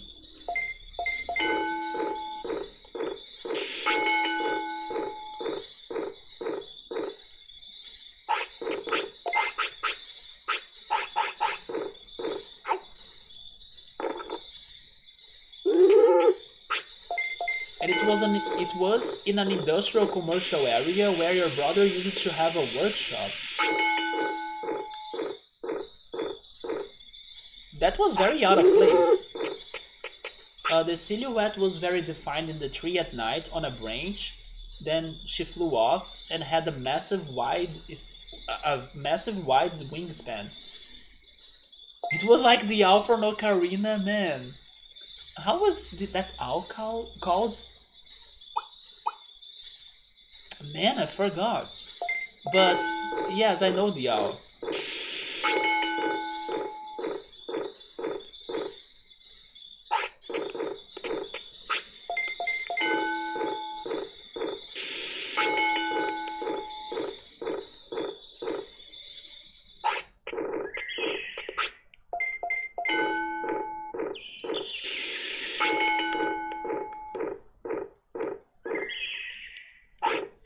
I think I'll go up to 3000 MP.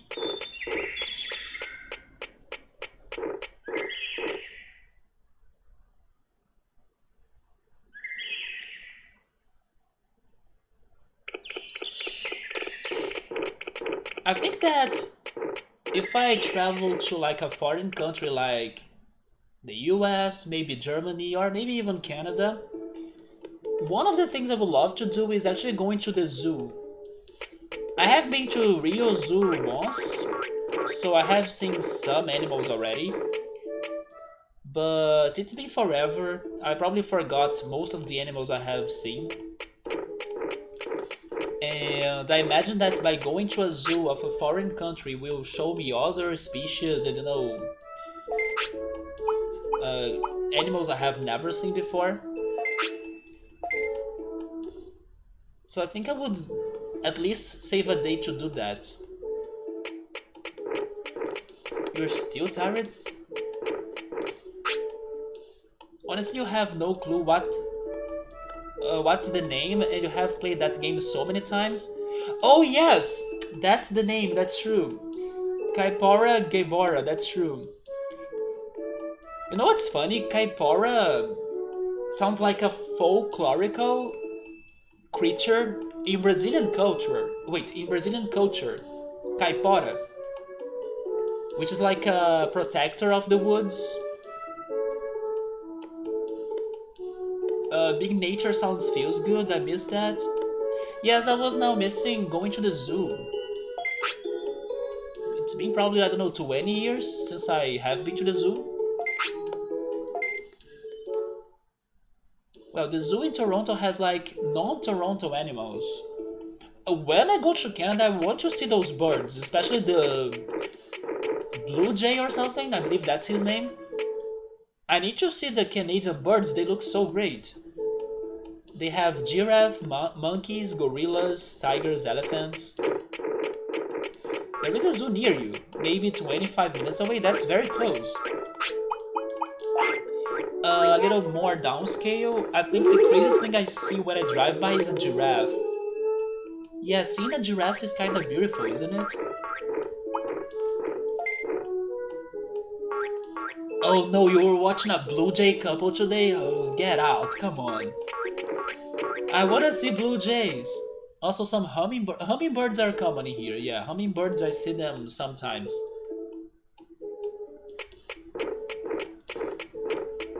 But my favorite Brazilian bird, although this one that I talked about, I also love him a lot now that I stopped to think about him.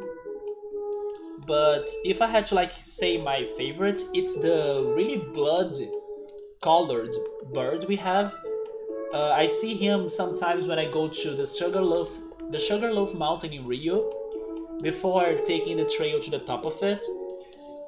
This bird is so beautiful. He's so like, it's like a blast of red right on your face. His name even has the word blood in Portuguese. He's called Tie Sangue. Sangue is blood, so he's so beautiful.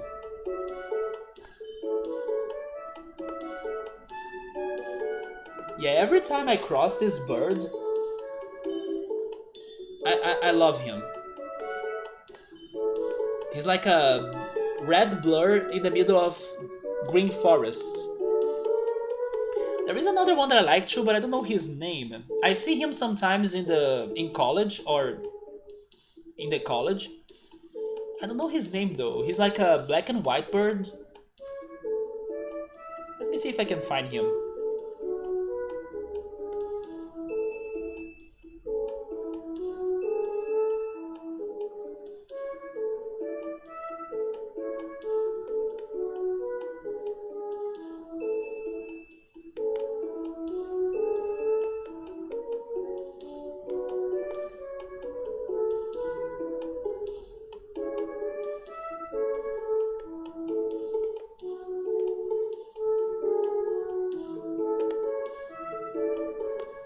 I'm not sure. Maybe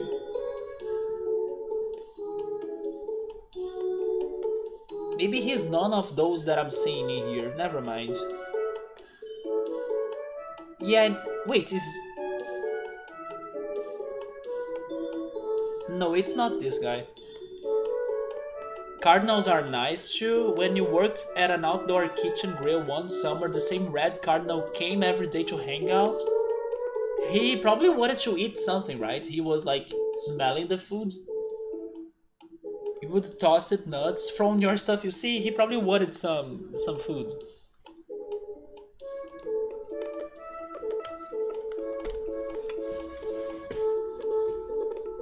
Oh, look at his tiny mohawk. How is that called in English? Hairstyle.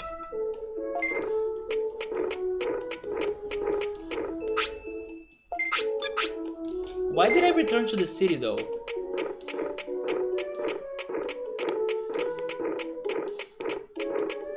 Ultras, what are you having tonight for dinner, man? Make me hungry. I'll be eating leftovers. Oh yes, let me show you the video. I was showing that video earlier. This is the video of the infamous tomato sauceless pizza that we have been ordering here. So I made a video yesterday of me like throwing or spreading the tomato sauce on top of it.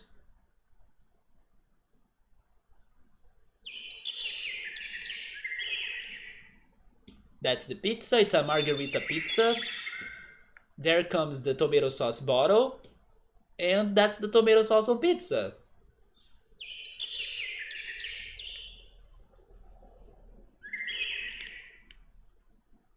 And then I put them in the oven to make them hot, right?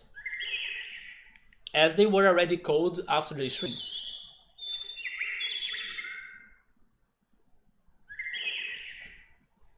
You don't know, or you don't even know it's a mohawk type of thing? Yeah. Blue jays have them too. Stellar jays are pretty cool. Wait, you had pizza at the beach? So you weren't too hungry, but you drove to Wendy's to get some chicken nuggets and a chocolate frosty. What was the game? It was this game, right? That in the credits they were talking or mentioning about chicken nuggets. Yeah, it was this one game, Digimon World. They promoted chicken nuggets in here. You have seen a kingfisher, some little hunters, they are cool to see. No, no, no, I did not make that. That's actually a pizza, or the pizza we have been ordering here in my hometown the most. It's a pizza that gets no tomato sauce, and then they give you a bottle with tomato sauce, like homemade tomato sauce.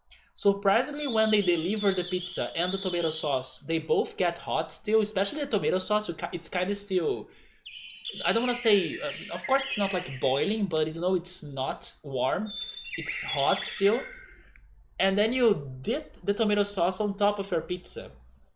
Because when they are baking the pizza, it gets no tomato sauce. So it's a different approach, but it's like their, let's say, new way of experiencing a pizza. And it's fun. And also, you can save the rest or the leftovers of that tomato sauce for other dishes you can cook on the next day. Like today, my mom used leftovers of the tomato sauce into pasta. So you know it's something a bit different than what you're used to see in pizzas, but it's good. Their tomato sauce is amazing. They even sell it on separate on how good it is. I just wish that the pizza quality was a bit better because you know I have had better pizzas than this. But the tomato sauce makes it worth. Like it saves the quality of the pizza, but the pizza could be a bit better. The dough is not too perfect. Um, you know I have had better pizzas, but overall it's good and it has a good price as well. Stellar is the right one. The blue is the left. The blue jay. You also had a chocolate frosty. They look like, man, they look a lot like the same, but you kind of shift the colors. But yeah, that's the blue jay that I dream on seeing someday. Yeah, they give you bottles of homemade tomato sauce. Isn't it crazy? That's some next level food spot. And their tomato sauce is really good. It's really good. Stellar Jays are West Coast birds though, so they are not around there. Wait, computer?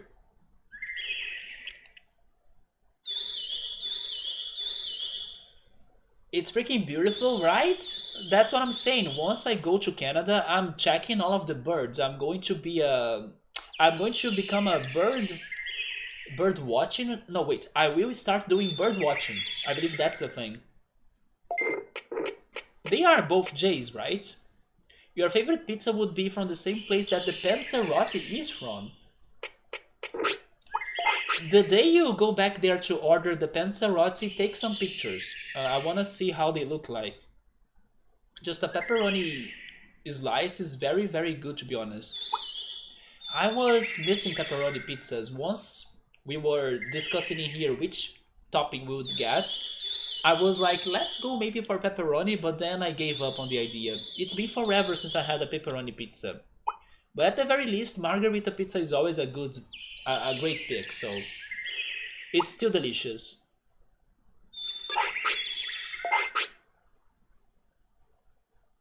I'll go for 200 brains now.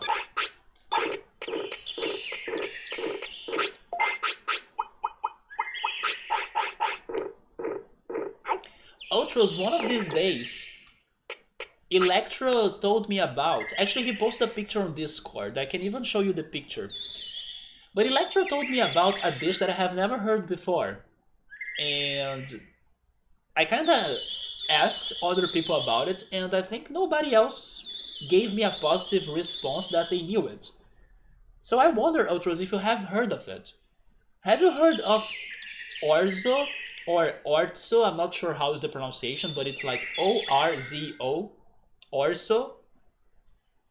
It's like a pasta that looks like rice. And that's why I was mind blown. Also, by the way, look at this beautiful box for bread. Gabriel posted that on Discord today. I don't know if you can see it. Let me drop the brightness. Very creative box for a bread. It's like somebody lifting their shirt to show their abs, but the abs are actually bread. Very creative marketing right there.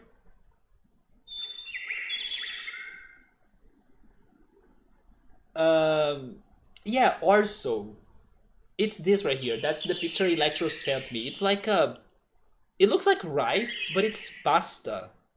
Very tiny pasta. I got curious. I got really curious about this one dish. I love pasta. I like rice. Let's go. But that was the first time I heard of it.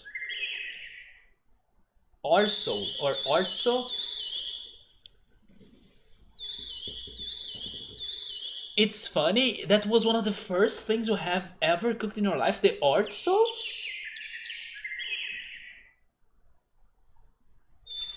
The marketing buns. I also wish I could eat those breads, right? Or those buns. I remember it was so weird when we were like 9. You cooked orzo as 9? I found a bag of orzo, you boiled it, then you tossed it in your ground beef, and then it looked true, or you looked true, your mom's spice rack, and then she said, coming, and that was the first time you used it. Orzo is good in soup, actually makes a good pasta salad as well. Yes, I can imagine being close to, I don't know, some sort of um, tabbouleh salad, or some quinoa salad too. I can see it going around those lines. Or how is that other pasta called? The one that's like a cylinder? I don't know the name for it. That's a pasta that goes a lot in salads, although it's not tiny as an orzo. It's like a tubular one. But speaking on soup, I miss eating soup now. I was even suggesting my mom to cook some soup because it's been getting some cold days in here again.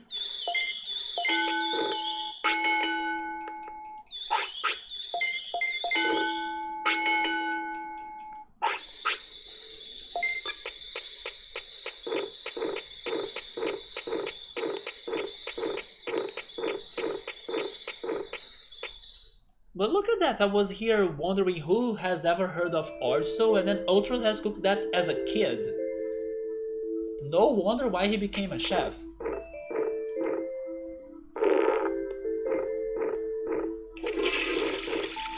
Next time I'm in the market, I will see if I can find it.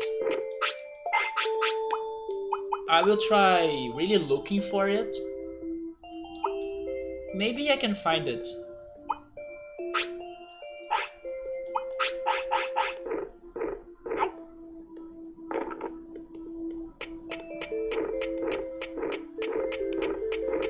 I just think it's sad that my parents, especially my dad, he doesn't like spaghetti because he thinks or he says that spaghetti looks like worms.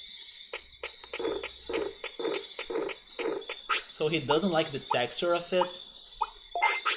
And then in the days that I cook spaghetti and then that's the lunch, what he does is that he kinda slices the spaghetti with a knife into like very tiny parts because otherwise he thinks on worms. So I feel sad for him.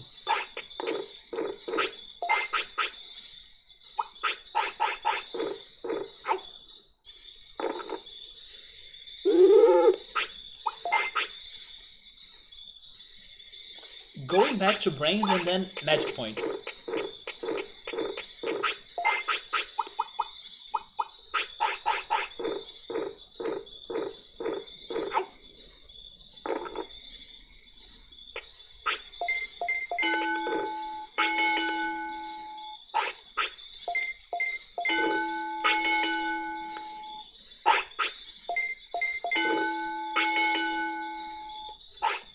So we ordered two pizzas yesterday. One was just for me, which was a margarita pizza. But my parents' pizza was half margarita, half garlic and broccoli. And I did not taste it. Even though I'm not like a big fan of broccoli, I'm kind of curious. I wonder if it were any good. But my parents seem to like it. The garlic broccoli pizza. And then next time we order on this pizzeria, I was telling them to try the eggplant pizza they have in there. Wait, you also break your spaghetti too? Yeah, the Italians will be mad at you. But it's because it's easier to eat? I disagree. I think it's easier when it's like the entire thing. You just need to like roll it if you want, but I even don't roll it that much. I don't know, I just don't have a hard time eating spaghetti. But some people do roll it, right? On the fork.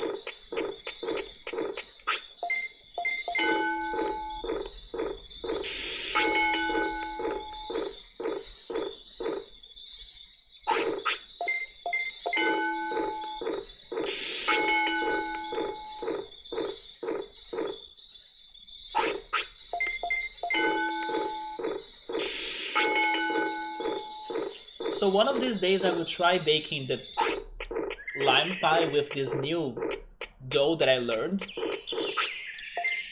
And I will see when am I trying to bake a mix of brownie and petit gâteau, which is like a brownie gâteau.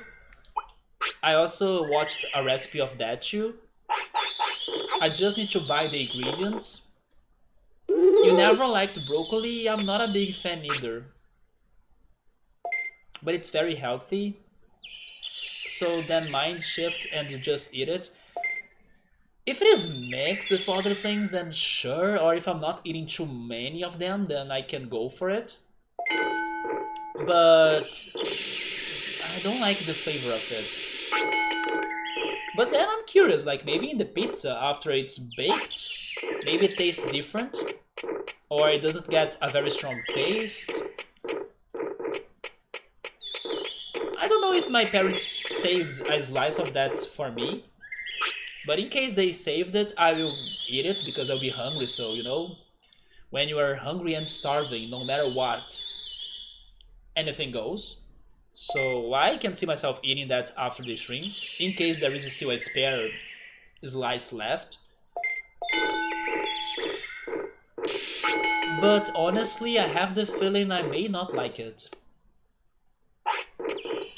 Also because it has garlic. Garlic is not really my thing either. Although I do love garlic bread. Making your own dough, you never tried that? I know how to do my own pizza dough, which is like my favorite dough so far. Now I learned how to do this one pie dough. It's very simple actually. You don't even need to use yeast. You just need to use water, a yolk, flour, and sugar, and butter. Yeah, those were the ingredients for the dough. It was super simple.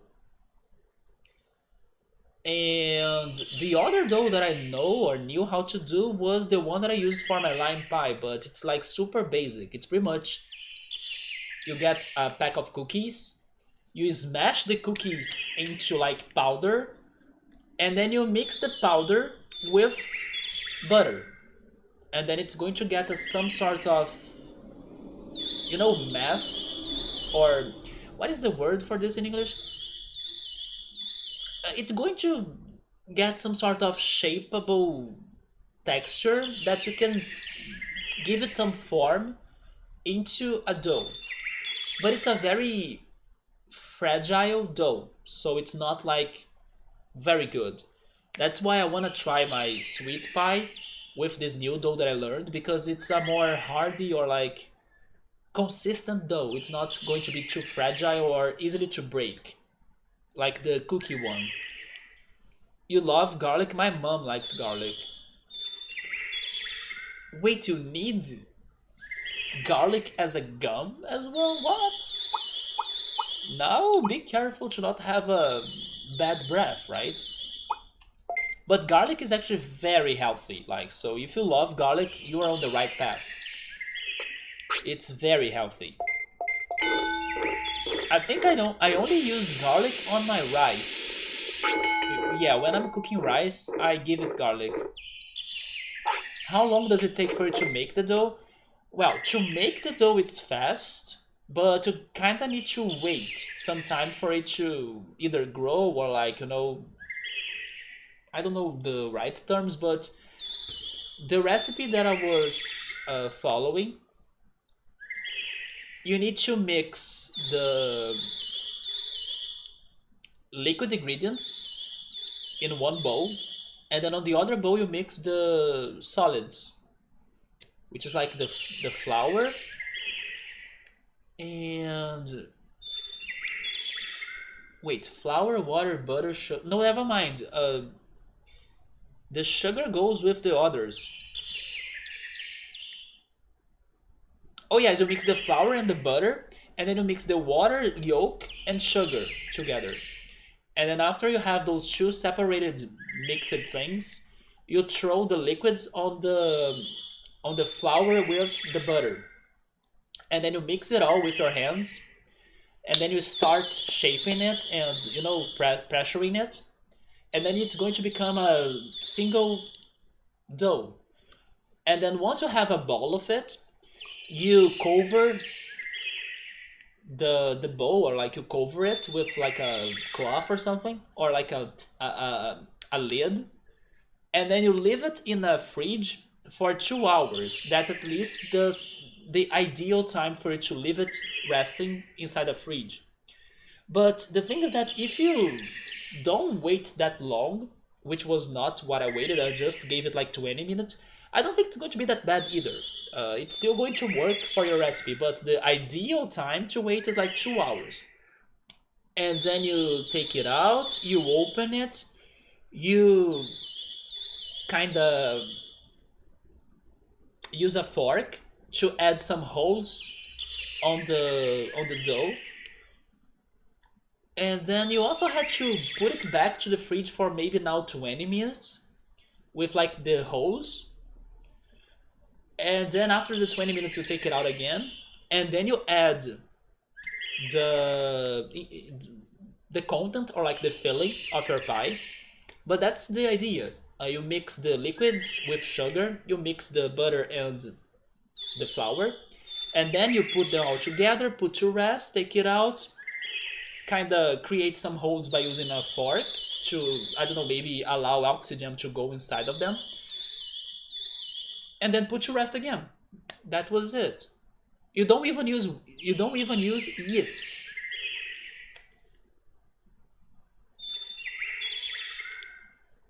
Lately you take more time and it's actually relaxing to prepare and to cook.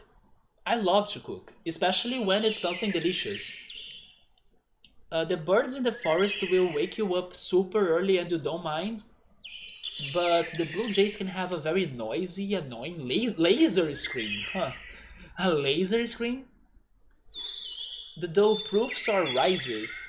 Yeah, it kinda rises. Maybe that's why I left it resting, or you should left it resting inside the fridge. But for just 20 minutes it didn't have enough time to like rise. But it's still going to work. It may not rise that much, but it's still going to work. At least it worked fine by me. That sounds good. You're going to prepare midday, then start a cook before dinner. Yeah, in case you do go for the right or proper time to leave it resting, then yes, you should start preparing it earlier than when you are going to eat it, right? But it was so easy, man. Once you do it the first time, it gets so easy. You're like, are you serious? I have never cooked this before in my life. We kinda overcomplicate recipes in our brains, and then once you execute it, it's so simple. Some birds round before sunrise, and they start straight screaming. Cats too, they gang war before the sun. I can listen to that later. I can try listening to it on my phone. Let me look for blue jay or blue jays chirping. Oh yes, I can also show you the bird I was saying that has a nice chirping right here in Brazil. He's very nice, and he's not loud in my opinion. You can still sleep well even if he's chirping outside. It's a very relaxing chirp in my opinion. Blue jay chirping.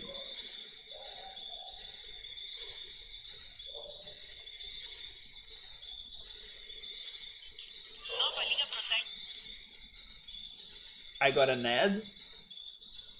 There we go.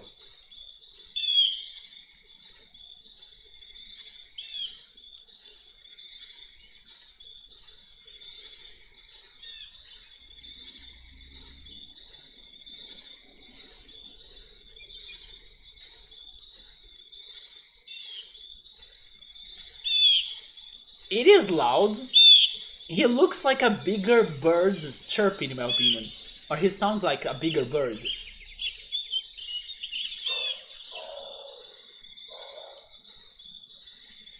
But it's not too bad in my opinion. I was expecting something worse.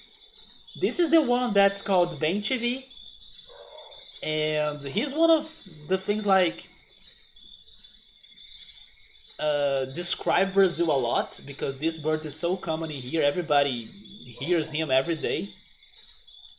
But he has a very nice chirping. uh, I love his sound. If I could like create a list of like this is very Brazilian, this bird would be there.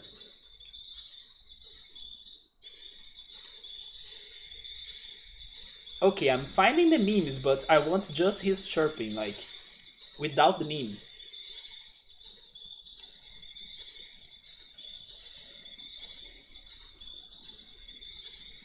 Maybe this one?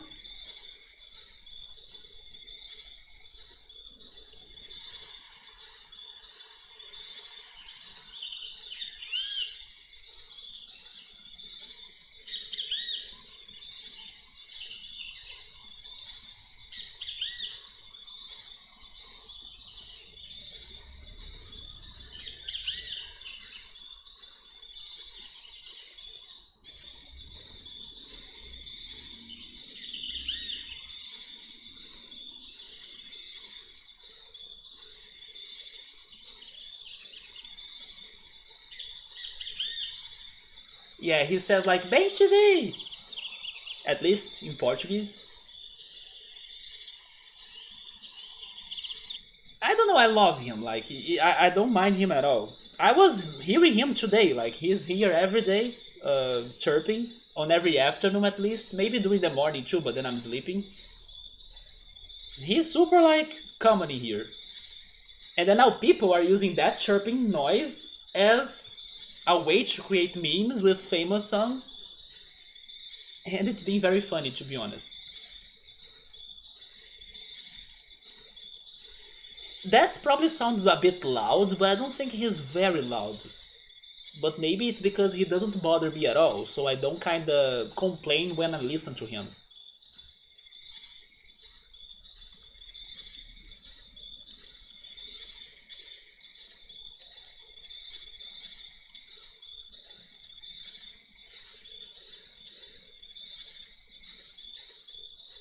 That was one of the first things you ever cooked in your life? Oh wait, I'm way back on the chat. Okay, go down, go down, go down. Waking up to the laser sounds. I was expecting it to be worse to be honest, but probably because it's loud, right? Even this scream I love, birds are so relaxing, they are relaxing. A group of that at 5 a.m. is rough. Yeah, if it is enough to wake you up. Except for a seagull, one straight up attack. You were attacked by a seagull? I don't know if I have ever been attacked by a bird, but what happened to me unfortunately was that a bird has already pooped on my MP3 player. Yes, that happened once. It didn't get me at least, but it got my MP3 player. We do have roosters. Yeah, rooster is like the number one worst things to have that could wake you up, like considering birds. Yeah, roosters are very annoying because of their singing, right? It was a really cool time of the day where the sun was getting close to setting but still bright, but the forest looked super dark. That sounds like a contrast, since the sun wasn't above it. I just wanted to wander in it. It looked dark and inviting. Your favorite bird is there. They got a little sound to them. Can you give me the name so I open it in here? I mean, they have the chirping, right? Or what is the verb? We have a verb in Portuguese for the noise they do. The roosters. It's cool if you can actually spot different birds, way different way looking at nature. I wish I could identify birds better because, for example, that one black and white bird that I like, I don't know his name, and then I couldn't find him. It's the blue tree swallow.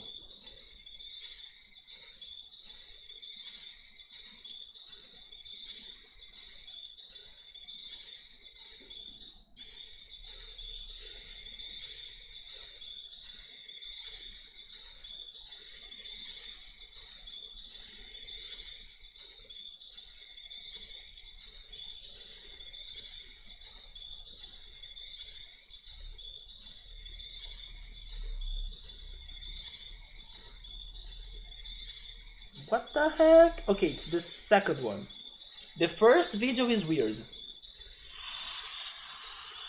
Is it this guy?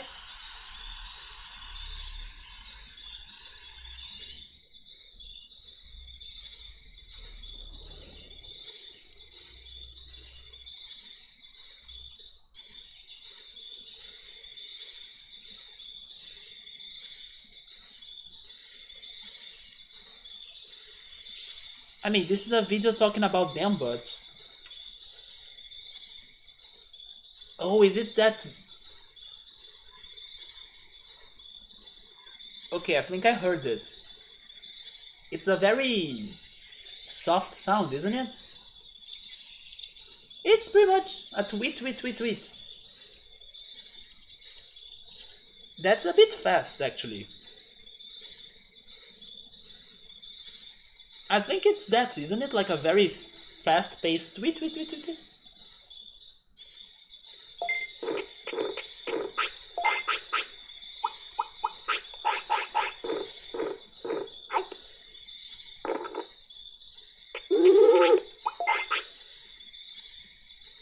So now I want 4000 of HP. They have a better sound, so that's not the one. In that case, let me check your video then.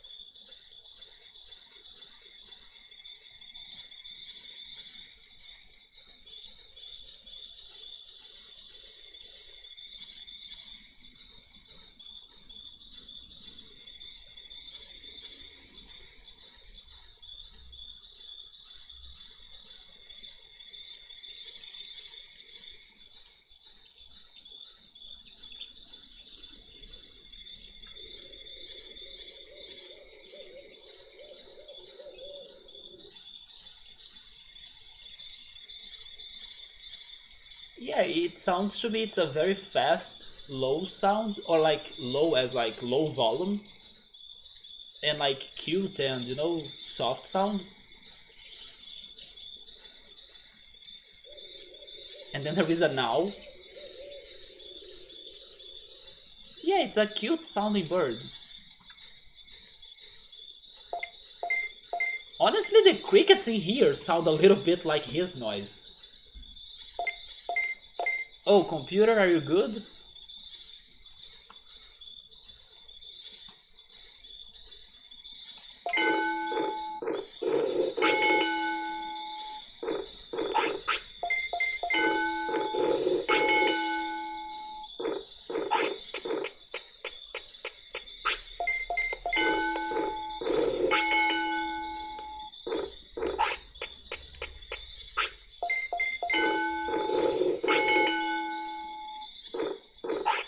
Yes, I have to agree.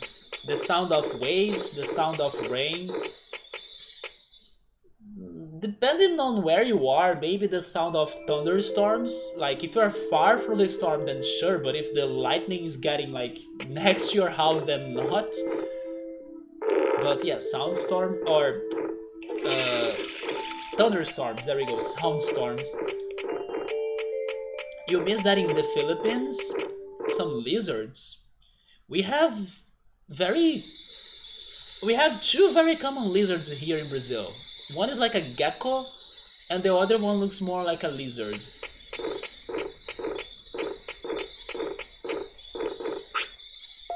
But then lizards are normally very silent. I I can't even say if they make noises. Probably they do, but I guess they don't need to make noises. They are very silent.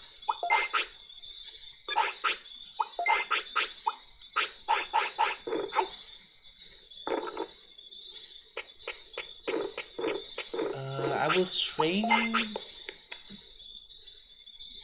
I was training HP, right?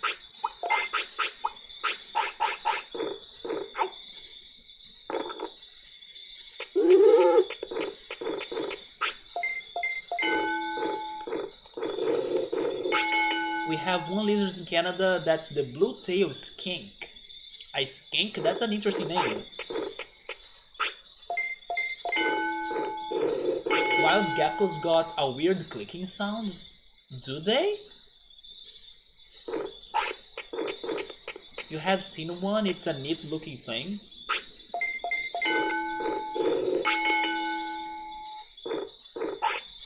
No geckos here, but tons of salamanders. Okay, salamanders.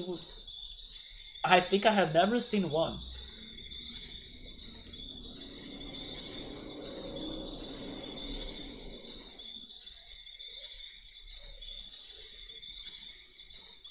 So there are no geckos in there?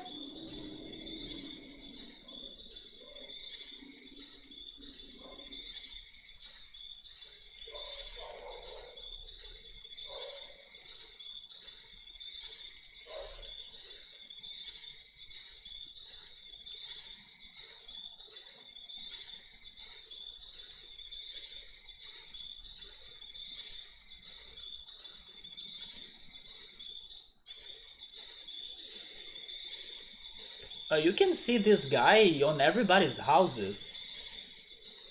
He's so common to get on the walls of everybody's houses. He's super docile, and then he supposedly brings good luck or good fortune to those that find him. And also, I believe he eats mosquitoes and bugs, so he's not a bad guy. Although some people are scared of them. Yeah, some people are afraid of them. But they are super common. Sometimes you look up and then there is one on your wall.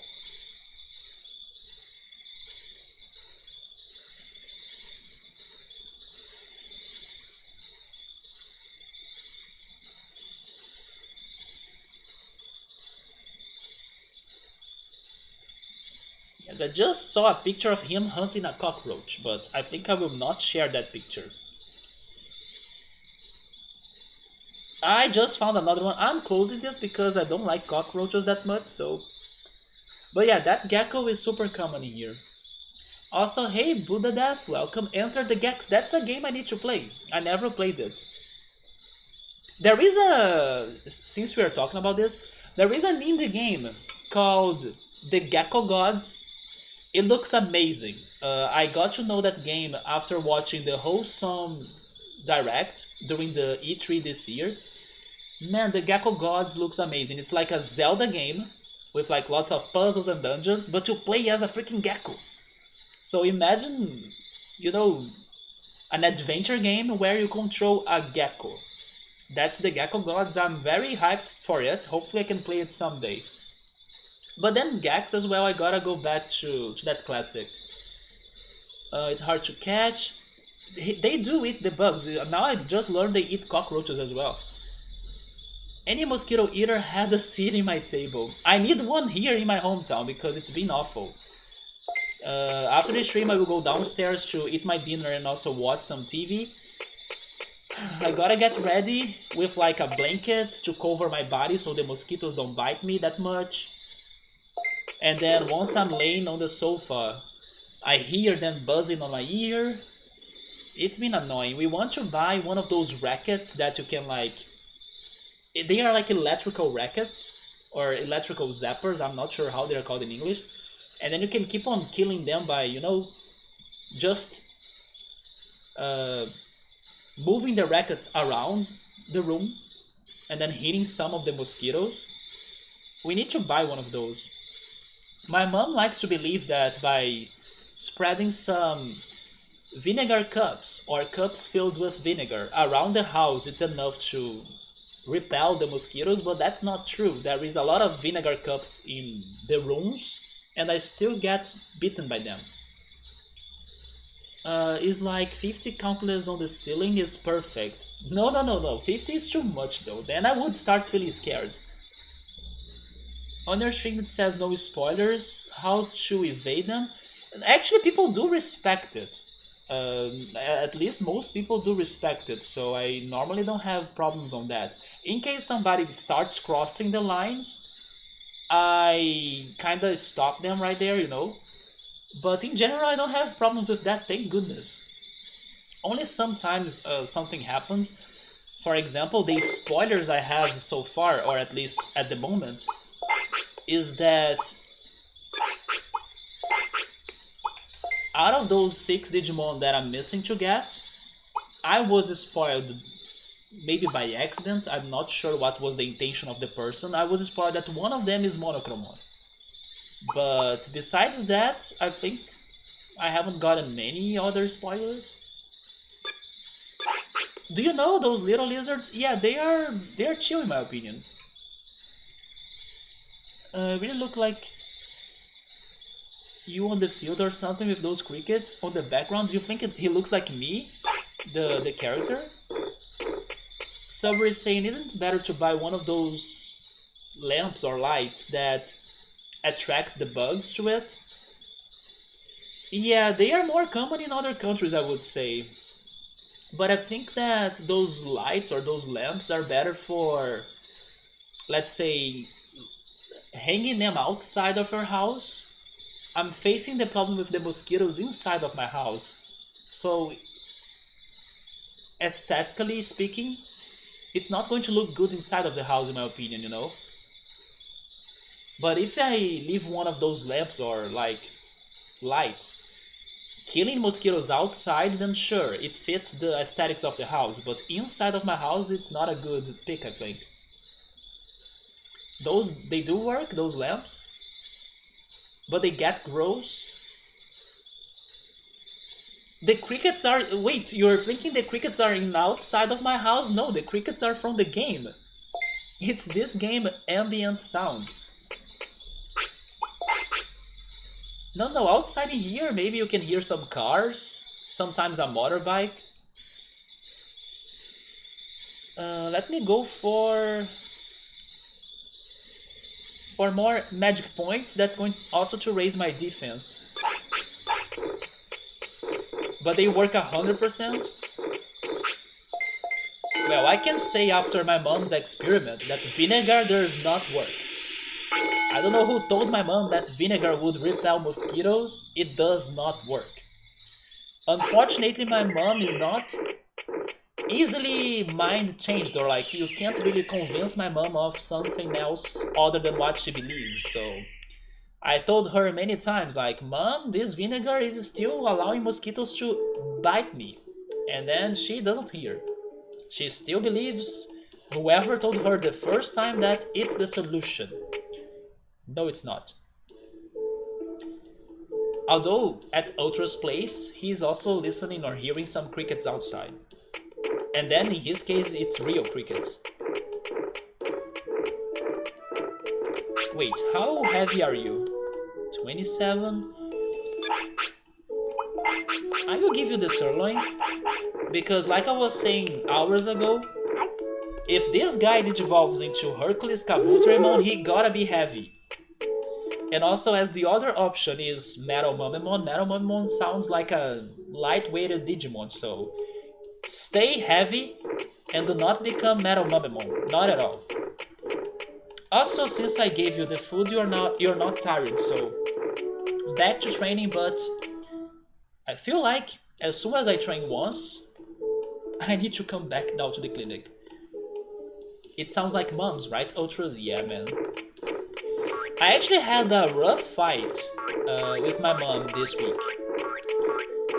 but thankfully, like on the next day, everything was okay again. 9 millions wave, let's go!